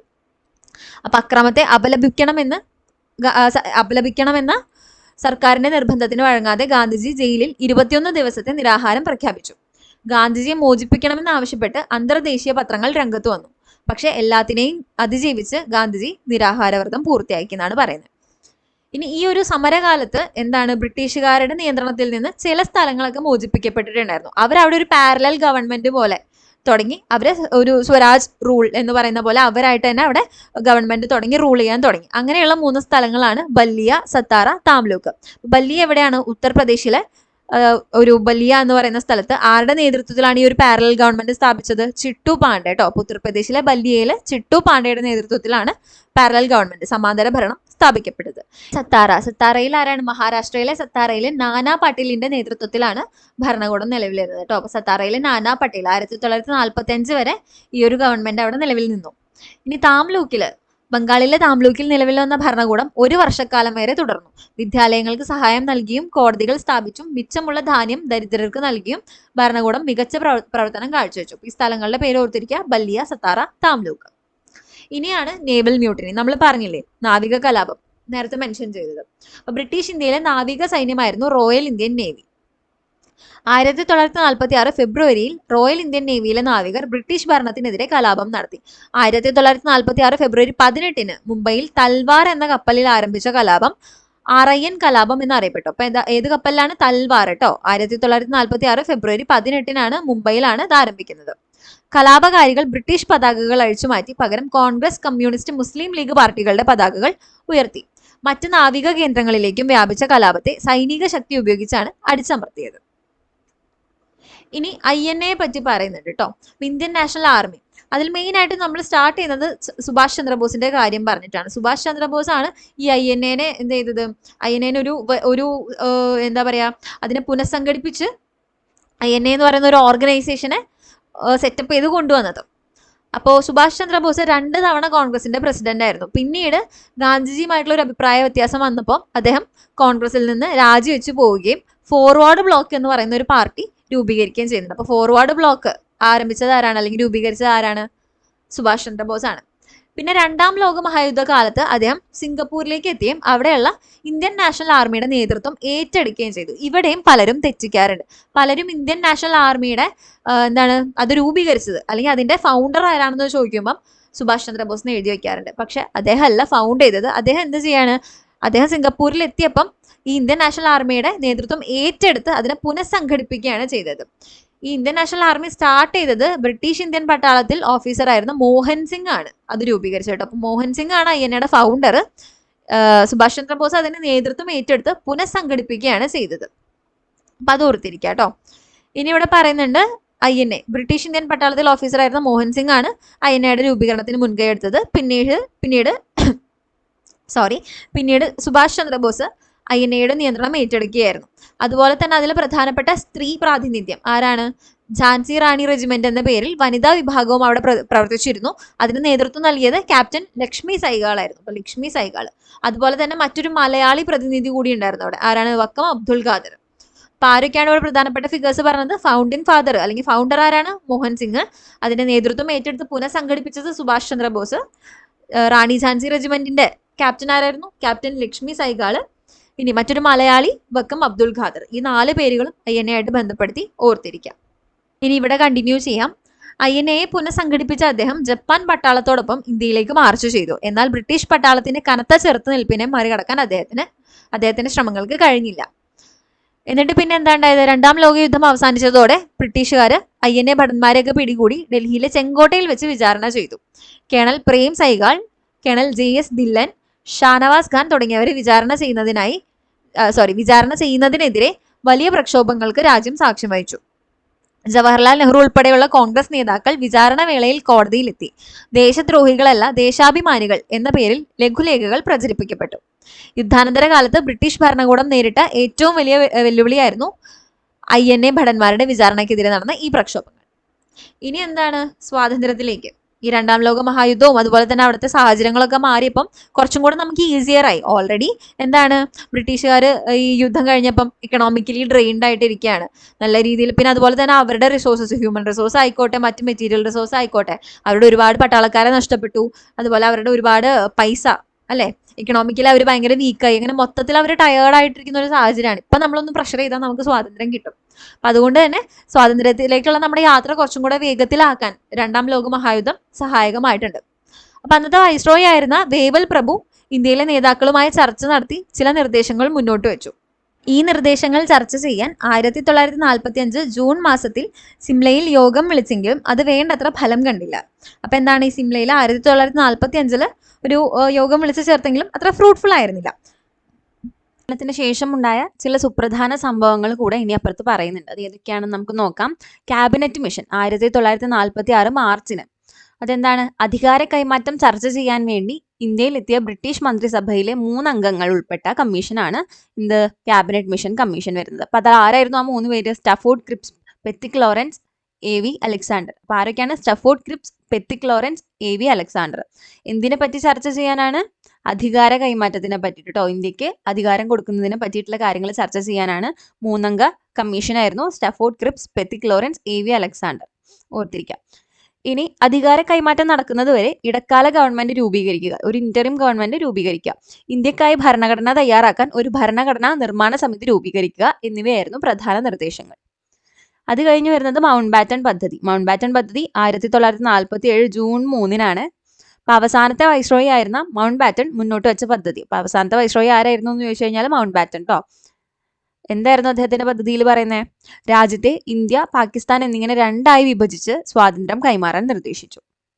ഇനി അവസാനം ഫൈനലി ഇന്ത്യയുടെ സ്വാതന്ത്ര്യം 1947 ഓഗസ്റ്റ് 15 ബ്രിട്ടീഷ് പാർലമെന്റ് പാസാക്കിയ ഇന്ത്യൻ സ്വാതന്ത്ര്യ നിയമപ്രകാരം 1947 ഓഗസ്റ്റ് 15 ഇന്ത്യ സ്വതന്ത്രമായി. ജവഹർലാൽ നെഹ്റു സ്വതന്ത്ര ഇന്ത്യയുടെ ആദ്യത്തെ പ്രധാനമന്ത്രിയായി. അപ്പം അതോടുകൂടി ഈ ഒരു പാഠം അവസാനിച്ചിരിക്കുകയാണ് കേട്ടോ. അപ്പം നമ്മൾ ഇതുവരെ പഠിച്ച കാര്യങ്ങളുടെ ടൈം ലൈനാണ് ഇവിടെ കൊടുത്തിരിക്കുന്നത്. ഒന്നാം ലോകയുദ്ധം തൊട്ട് സ്വാതന്ത്ര്യം വരെയുള്ള കാര്യങ്ങളുടെ ടൈം ലൈൻ. അപ്പോൾ ഇത് കാലഗണനാക്രമത്തിൽ എഴുതുക എന്നൊക്കെ പറഞ്ഞിട്ട് പുതിയ പാറ്റേണിൽ മിക്കവാറും ഇങ്ങനത്തെ ചോദ്യങ്ങൾ റിപ്പീറ്റഡ് ആയിട്ട് വരുന്നുണ്ട്. അപ്പോൾ ഇയേഴ്സ് ഒക്കെ നല്ലപോലെ പഠിച്ചിരിക്കുക. 1914 മുതൽ 1918 വരെയാണ് ഒന്നാം ലോകമഹായുദ്ധം നടന്നത്. പിന്നെ 1917 ചമ്പാരൻ സമരം, 1918 അഹമ്മദാബാദ് തുണിമിൽ സമരം, അതുപോലെ 1918 തന്നെ ഖേഡ സമരം, 19 റൗലറ്റ് ആക്ട്, 1919 ഏപ്രിൽ 6 സത്യാഗ്രഹ സഭ. ആരാണ് സ്റ്റാർട്ട് ചെയ്തത്? ഗാന്ധിജി അല്ലേ. ഇനി 1919 ഏപ്രിൽ 13 ജാലിയൻ വാലാബാഗ്. 1920കളിലാണ് നിസ്സഹകരണ സമരം നടക്കുന്നത്. 22 ഫെബ്രുവരി 5 ചൗരി ചൗര സംഭവം. 1923 സ്വരാജ് പാർട്ടി ഫോം ചെയ്യുന്നത്. 24 ഹിന്ദുസ്ഥാൻ റിപ്പബ്ലിക്കൻ അസോസിയേഷൻ വരുന്നത്. 1925 ഓഗസ്റ്റ് 9 കാക്കോരി ട്രെയിൻ കൊള്ള. 1928 ഫെബ്രുവരി 3 സൈമൺ കമ്മീഷൻ. 1928 ബർദോളി സമരം. 1928 തന്നെയാണ് ഈ HRA മാറി എന്താവുന്നത്? ഹിന്ദുസ്ഥാൻ സോഷ്യലിസ്റ്റ് റിപ്പബ്ലിക്കൻ അസോസിയേഷൻ ആവുന്നത് അല്ലേ, HSRA. ഇനി 1929 ലാഹോർ സമ്മേളനം. അതിനുശേഷം 1929-30 സമയത്ത് തന്നെയാണ് നിയമലംഘന പ്രസ്ഥാനം ആരംഭിക്കുന്നത്. 1930 ജനുവരി 26 ആദ്യമായിട്ട് സ്വാതന്ത്ര്യദിനാഘോഷം നടത്തുന്നുണ്ട് അല്ലേ. ഇനി 1930 ഏപ്രിൽ 6 ദണ്ഡിയിൽ ഉപ്പ് നിയമലംഘനം. 1930, 31, 32 ഒന്നാം വട്ടമേശ സമ്മേളനം, രണ്ടാം വട്ടമേശ സമ്മേളനം, അതുപോലെ മൂന്നാം വട്ടമേശ സമ്മേളനം നടക്കുന്നത്. ഇനി 1931 മാർച്ച് 5 ഗാന്ധി ഇർവിൻ ഉടമ്പടി. 1931 മാർച്ച് 23 ഭഗത് സിംഗ്, സുഖ്ദേവ്, രാജ്ഗുരു എന്നിവരെ തൂക്കിലേറ്റി. 1936 അഖിലേന്ത്യാ Kisan Sabha. 1942 August 8 quit India. 1945 Simla യോഗം. 1946-47 തേഭാഗ സമരം. 1946 ഫെബ്രുവരി 18 നാവിക കലാപം. 1946 മാർച്ചിൽ cabinet mission. 47 June 3 mount batten plan. 1947 August 15 ഇന്ത്യയുടെ സ്വാതന്ത്ര്യം. അപ്പം നമുക്കിനി PYQs നോക്കാം കേട്ടോ. ആദ്യത്തെ ചോദ്യം, തേഭാഗ കർഷക തൊഴിലാളി സമരം നടന്നത് എവിടെ? പറഞ്ഞതാണ് അല്ലേ. എവിടെയായിരുന്നു? ബംഗാളിലാണ്. ഇനി ഇന്ത്യൻ സംസ്കാരത്തിൽ ആകൃഷ്ടയായി 1893 ഇന്ത്യൻ പൗരത്വം സ്വീകരിച്ച ഐറിഷ് വനിത. ഇത് കഴിഞ്ഞ ക്ലാസ്സിലെ ക്വസ്റ്റ്യൻ ആണ് കേട്ടോ. പാർട്ട് 2 നമ്മൾ പറഞ്ഞ ഏരിയയിൽ നിന്നാണ്. ആരാണ്? ആനി ബസന്റ് ആണ് അല്ലേ. ഇനി നിസ്സഹകരണ പ്രസ്ഥാനം നിർത്തിവെക്കാൻ ഗാന്ധിജിയെ പ്രേരിപ്പിച്ച സംഭവം ഏതായിരുന്നു? 1922 ചൗരി ചൗര സംഭവം. അടുത്ത ചോദ്യം, താഴെ കൊടുത്തിട്ടുള്ള പ്രസ്താവനകളിൽ 1921-22 നിസ്സഹകരണ പ്രസ്ഥാനവുമായി ബന്ധപ്പെട്ട തെറ്റായ പ്രസ്താവന ഏതെന്ന് കണ്ടെത്തുക. ധനസമാഹരണത്തിന് തിലക് സ്വരാജ് ഫണ്ട് ആരംഭിച്ചു. നമുക്കറിയോ ഇല്ല? അപ്പോൾ ആ സ്റ്റേറ്റ്മെന്റ് അവിടെ പെൻഡിങ്ങിൽ വെക്കുക കേട്ടോ. കാരണം ഈ പറഞ്ഞ നമ്മൾ SCERT വായിച്ചപ്പം ഇങ്ങനെ തിലക് സ്വരാജ് ഫണ്ടിന്റെ കാര്യം കേട്ടിട്ടില്ല, പറയത്തില്ല, അതവിടെ നിൽക്കട്ടെ. ഇനി ആന്ധ്രയിലെ ഗുണ്ടൂർ ജില്ലയിൽ ദുഗ്ഗിരാല ഗോപാലകൃഷ്ണാചാര്യയുടെ നേതൃത്വത്തിൽ പ്രതിഷേധ സമരങ്ങൾ സംഘടിപ്പിച്ചു. കാശി വിദ്യാപീഠ്, ജാമിയ മിലിയ ഇസ്ലാമിയ പോലുള്ള ദേശീയ വിദ്യാലയങ്ങൾ സ്ഥാപിക്കപ്പെട്ടു. റാണി ഗൈഡിൻ ല്യൂവിന്റെ നേതൃത്വത്തിൽ നാഗാലാൻഡിൽ വിദേശ ശക്തികൾക്കെതിരെ പോരാട്ടങ്ങൾ നടന്നു. അപ്പോൾ ഓർക്കുക, നിസ്സഹകരണ പ്രസ്ഥാനത്തിനെ പറ്റിയാണ് ചോദിച്ചിട്ടുള്ളത്. അപ്പൊ ഇതിൽ നമ്മൾ റാണി ഗൈഡിൻ ല്യൂ പഠിച്ചപ്പം എവിടെയാണ് പറഞ്ഞ? നിയമലംഘന സമരകാലത്ത് വടക്ക് കിഴക്കൻ ഇന്ത്യയിലെ ധീരയായ പോരാളിയായിരുന്നു എന്നാണ് പറഞ്ഞത്. അപ്പൊ ഇവിടെ നിസ്സഹകരണത്തിൽ റാണി ഗൈഡിൻ ല്യൂ പെടുവോ? ഇല്ല. അപ്പൊ 4th ആണ് ഇവിടെ തെറ്റായിട്ടുള്ള പ്രസ്താവന. ഇനി അടുത്തത്, ഗാന്ധിജിയുടെ നേതൃത്വത്തിൽ നടന്ന ചുവടെ തന്നിരിക്കുന്ന സമരങ്ങളുടെ ശരിയായ കാലഗണന ഏതാണ്? അപ്പൊ ഏതാണ് ഇതിൽ ആദ്യം വരിക? 1917 ചമ്പാരനാണ് ആദ്യം വരിക. അത് കഴിഞ്ഞ് അഹമ്മദാബാദ്, പിന്നെ 19 റൗലറ്റ് നിയമവിരുദ്ധ സമരം. അപ്പൊ 3, 1, 2 3, 1, 2 ഓപ്ഷൻ സി ആണ്. ഇനി അടുത്ത ചോദ്യം, താഴെ തന്നവയിൽ നിന്നും ശരിയായ 2 പ്രസ്താവനകളുള്ള ഓപ്ഷൻ കണ്ടെത്തുക. അപ്പൊ ശരിയായ ഓപ്ഷൻ ആണ് നമ്മളോട് ചോദിച്ചിരിക്കുന്നത്. അപ്പൊ ഇതില് നമുക്ക് അറിയാത്തതും അറിയുന്നതും ഒക്കെ ഉണ്ട്. അപ്പൊ നമുക്ക് നോക്കാം. 1892 മഹാത്മാഗാന്ധി ദക്ഷിണാഫ്രിക്കയിലേക്ക് യാത്ര തിരിച്ചത്. ദക്ഷിണാഫ്രിക്കർ ജീവിതം അവസാനിപ്പിച്ച് മഹാത്മാഗാന്ധി ഇന്ത്യയിൽ തിരിച്ചെത്തിയത് 1915 ജനുവരി 9 1915 ഇന്ത്യയിലേക്ക് തിരിച്ചു പോന്ന മഹാത്മാഗാന്ധി ആദ്യമായി പങ്കെടുത്ത പൊതുപരിപാടി 1915 ഫെബ്രുവരിയിൽ നടന്ന ബനാറസ് ഹിന്ദു സർവകലാശാലയുടെ ഉദ്ഘാടന ചടങ്ങായിരുന്നു. ഗാന്ധിജിയുടെ ഇന്ത്യയിലെ ആദ്യത്തെ സത്യാഗ്രഹ സമരം 1917 ചമ്പാരൻ സത്യാഗ്രഹമാണ്. അപ്പൊ ഇതിൽ എന്തറിയാം, നമുക്ക് ഉറപ്പുള്ളത് ഏതാണ്? ഓപ്ഷൻ ഡി ഉറപ്പാണ് അല്ലെ. അപ്പൊ ഡി ഉള്ള 2 ഓപ്ഷൻ ഉണ്ട്, എയും ഓപ്ഷൻ ഡിയും ഓപ്ഷൻ സിയും അല്ലെ, B and D, A and D.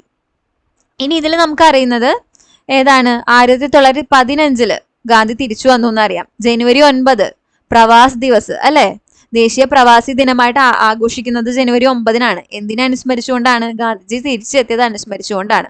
അപ്പൊ ബിയും ശരിയാണെന്ന് നമുക്കറിയാം. അപ്പൊ ഇവിടെ ഏതാണ് കറക്റ്റ് വരിക? ഓപ്ഷൻ സി ആണ്, ബി ആൻഡ് ഡി ട്ടോ. ഇനി ഇവിടെ 1892 93 ദക്ഷിണാഫ്രിക്കയിലേക്ക് പോകുന്നത്. അതുപോലെ 15 ഇന്ത്യയിലേക്ക് തിരിച്ചു വന്നിട്ട് ആദ്യമായിട്ട് പങ്കെടുക്കുന്ന പരിപാടി 15 ഫെബ്രുവരിയിൽ നടന്നതല്ല, 16 ഫെബ്രുവരിയിൽ നടന്നതാണ് കേട്ടോ. 12 ഇയർ ആണ് തെറ്റിച്ചു കൊടുത്തിരിക്കുന്നത്. പക്ഷെ നമുക്ക് അറിയുന്ന ഫാക്ട് വെച്ചിട്ട് തന്നെ നമുക്ക് ഈ ഉത്തരത്തിലേക്ക് എത്താൻ പറ്റുന്നതാണ്. അടുത്ത ചോദ്യം, താഴെ പറയുന്നവയിൽ ഏത് സമരവുമായി ബന്ധപ്പെട്ടാണ് പ്രവർത്തിക്കുക അല്ലെങ്കിൽ മരിക്കുക എന്ന മുദ്രാവാക്യം ഗാന്ധിജി ഉയർത്തിയത്? ഡു ഓർ ഡൈ ഏതിലായിരുന്നു പറഞ്ഞേ? ക്വിറ്റ് ഇന്ത്യ സമരത്തിനാണ്. ഇനി പിൻതീയതി വെച്ച ചെക്ക് എന്ന് ഗാന്ധിജി വിശേഷിപ്പിച്ചത് എന്തിനെ? ഇതൊരു അഡീഷണൽ ഫാക്ട് ആണ്, CRT-യിൽ ഇല്ല, പക്ഷെ എന്നാലും റിപ്പീറ്റഡ് ആയിട്ട് ചോദിച്ചിട്ടുള്ള ഒരു ചോദ്യമാണ്. അപ്പം പിൻതീയതി വെച്ച ചെക്ക് എന്ന് പറയുന്നത് ക്രിപ്സ് മിഷനെയാണ് വിശേഷിപ്പിക്കാൻ ഉദ്ദേശിച്ചത് കേട്ടോ. ഇനി ഇതും ഒരു അഡീഷണൽ ക്വസ്റ്റ്യൻ ആണ്. ഇന്ത്യൻ സ്വാതന്ത്ര്യ സമരത്തിന്റെ വന്ധ്യവയോധിക എന്നറിയപ്പെടുന്നത് ആരാണ്? അരുണ അസഫ് അലി ആണ്, അരുണ അസഫ് അലി. ഇനി ചേരുംപടി ചേർക്കലാണ് ഇയർ. അപ്പൊ ചമ്പാരൻ സത്യാഗ്രഹം ഏത് വർഷമാണ്? 1917 അല്ലെ. ഇനി നിസ്സഹകരണ സമരം എപ്പോഴാ വരുന്നത്? 1920 അല്ലെ. ജാലിയൻ വാലാബാഗിനൊക്കെ ശേഷം 19 ശേഷമാണ് നിസ്സഹകരണ സമരം സ്റ്റാർട്ട് ചെയ്യുന്നത്. അപ്പോൾ 20 വരിക. ഇനി ഉപ്പ് സത്യാഗ്രഹം എപ്പോഴാണ്? 1930. ക്വിറ്റ് ഇന്ത്യ 1942 വരുന്നത്. അപ്പൊ ഇവിടെ ഡി സി എ പി അല്ലെ, ഡി സി എ ബി എന്നാണ് വരുന്നത്.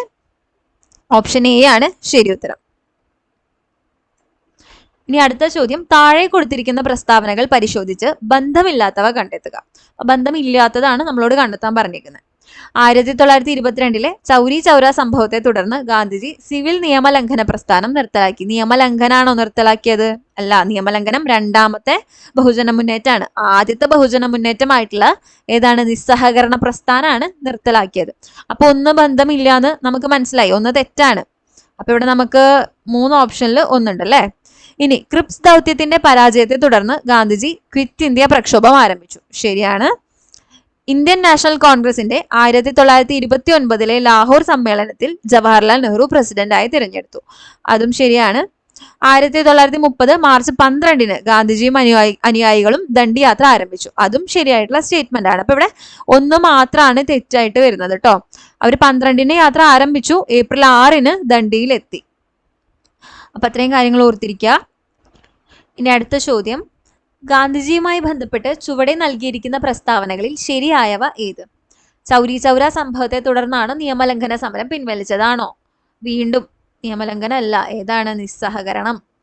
ഇനി ചമ്പാരനിലെ സമരം നീലം കർഷകർക്ക് വേണ്ടിയായിരുന്നു. അത് ശരിയാണ് അല്ലെ. അപ്പൊ ഇവിടെ നമുക്ക് ഒന്ന് തെറ്റാണെന്ന് അറിയാവുന്നതുകൊണ്ട് തന്നെ എയും സ്ട്രൈക്ക് ഡൗൺ ചെയ്യാം, ബിയും സ്ട്രൈക്ക് ഡൗൺ ചെയ്യാം. എയും ബിയും അല്ല.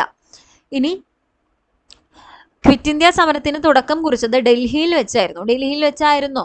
ഒന്ന് ഓർത്തു നോക്കിയേ. ഇവിടെ പറയുന്നുണ്ട്, ഓഗസ്റ്റ് 8 മുംബൈയിൽ നടന്ന ബഹുജന സമ്മേളനത്തിനെ അഭിസംബോധന ചെയ്തിട്ടാണ് ഗാന്ധിജി പ്രസംഗിച്ചത്. അപ്പൊ മുംബൈയിൽ നിന്നാണ്, ബോംബെയിൽ നിന്നാണ് ഇത് സ്റ്റാർട്ട് ചെയ്തത് അല്ലെ. അപ്പൊ 3ഉം തെറ്റാണ്. അപ്പൊ ഓപ്ഷൻ ഡി ആണ് ശരി ഉത്തരം വരുന്നത്, രണ്ടാമത്തേത് മാത്രം. എ ബിയും സിയും അല്ല, ഡി ആണ് ശരി ഉത്തരം. ഇനി താഴെ പറയുന്നവയിൽ ഗാന്ധിജിയുമായി ബന്ധമില്ലാത്ത സമരം ഏതാണ്? ചമ്പാരൻ ബന്ധമുണ്ട് അല്ലെ. അഹമ്മദാബാദ് ബിൽ പണിമുടക്കും, അതിലും ബന്ധമുണ്ട്. സ്വദേശി പ്രസ്ഥാനം, നിസ്സഹകരണ പ്രസ്ഥാനം. അപ്പൊ ഇതിൽ സ്വദേശി പ്രസ്ഥാനമാണ് ഗാന്ധിജിയുമായിട്ട് ഡയറക്ട്ലി കണക്റ്റഡ് അല്ലാത്തത് അല്ലെ. ഇനി ഇത് കഴിഞ്ഞ പാർട്ട് 2-ൽ നിന്ന് വന്നിട്ടുള്ള ഒരു ക്വസ്റ്റ്യൻ ആണ് കേട്ടോ. നമ്മൾ ഇന്ത്യൻ നാഷണൽ കോൺഗ്രസിനെ പറ്റിയൊക്കെ പഠിച്ചില്ലേ, ആ ഭാഗത്ത് തന്നെയാണ് ഇത്. ഇന്ത്യൻ നാഷണൽ കോൺഗ്രസിനെ പറ്റിയിട്ടുള്ള ഒരു ചോദ്യമാണ്. 1785 ബോംബെയിൽ ആദ്യ സമ്മേളനം. ആദ്യത്തെ അധ്യക്ഷൻ WC ബാനർജിയാണ്. ജാതി മത പ്രാദേശിക ചിന്തകൾക്ക് അതീതമായി ദേശീയ ബോധം വളർത്തുക. മിതവാദികൾ തീവ്രവാദികൾ എന്നിങ്ങനെ 2 ചിന്താധാരകൾ ഉടലെടുത്തു. അപ്പൊ ഈ പറഞ്ഞതൊക്കെ ഏത് സ്വാതന്ത്ര്യ സമര പ്രസ്ഥാനവുമായി ബന്ധപ്പെട്ടിട്ടുള്ളതാണെന്നാണ് ചോദ്യം. ഇന്ത്യൻ നാഷണൽ കോൺഗ്രസിനെ പറ്റിയിട്ടുള്ള സ്റ്റേറ്റ്മെന്റ്സ് ആണ്. നമ്മൾ പഠിച്ചിട്ടുണ്ടായിരുന്നു കഴിഞ്ഞ ചാപ്റ്ററിൽ അല്ലെ.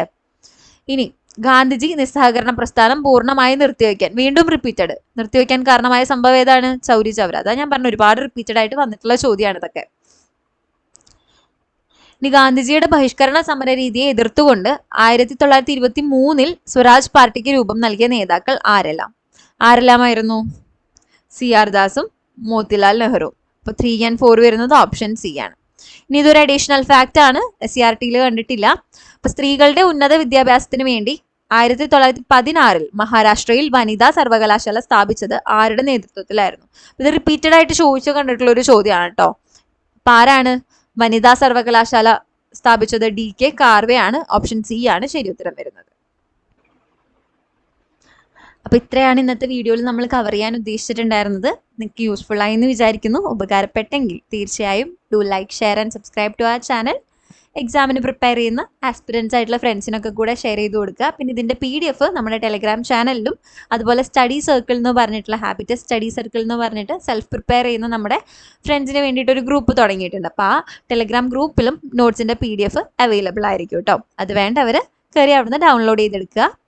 അതുപോലെ എക്സാംസിന് വേണ്ടി നല്ലപോലെ പ്രിപ്പയർ ചെയ്യുക കേട്ടോ. അപ്പോൾ thank you so much for watching the video. Happy learning with habits.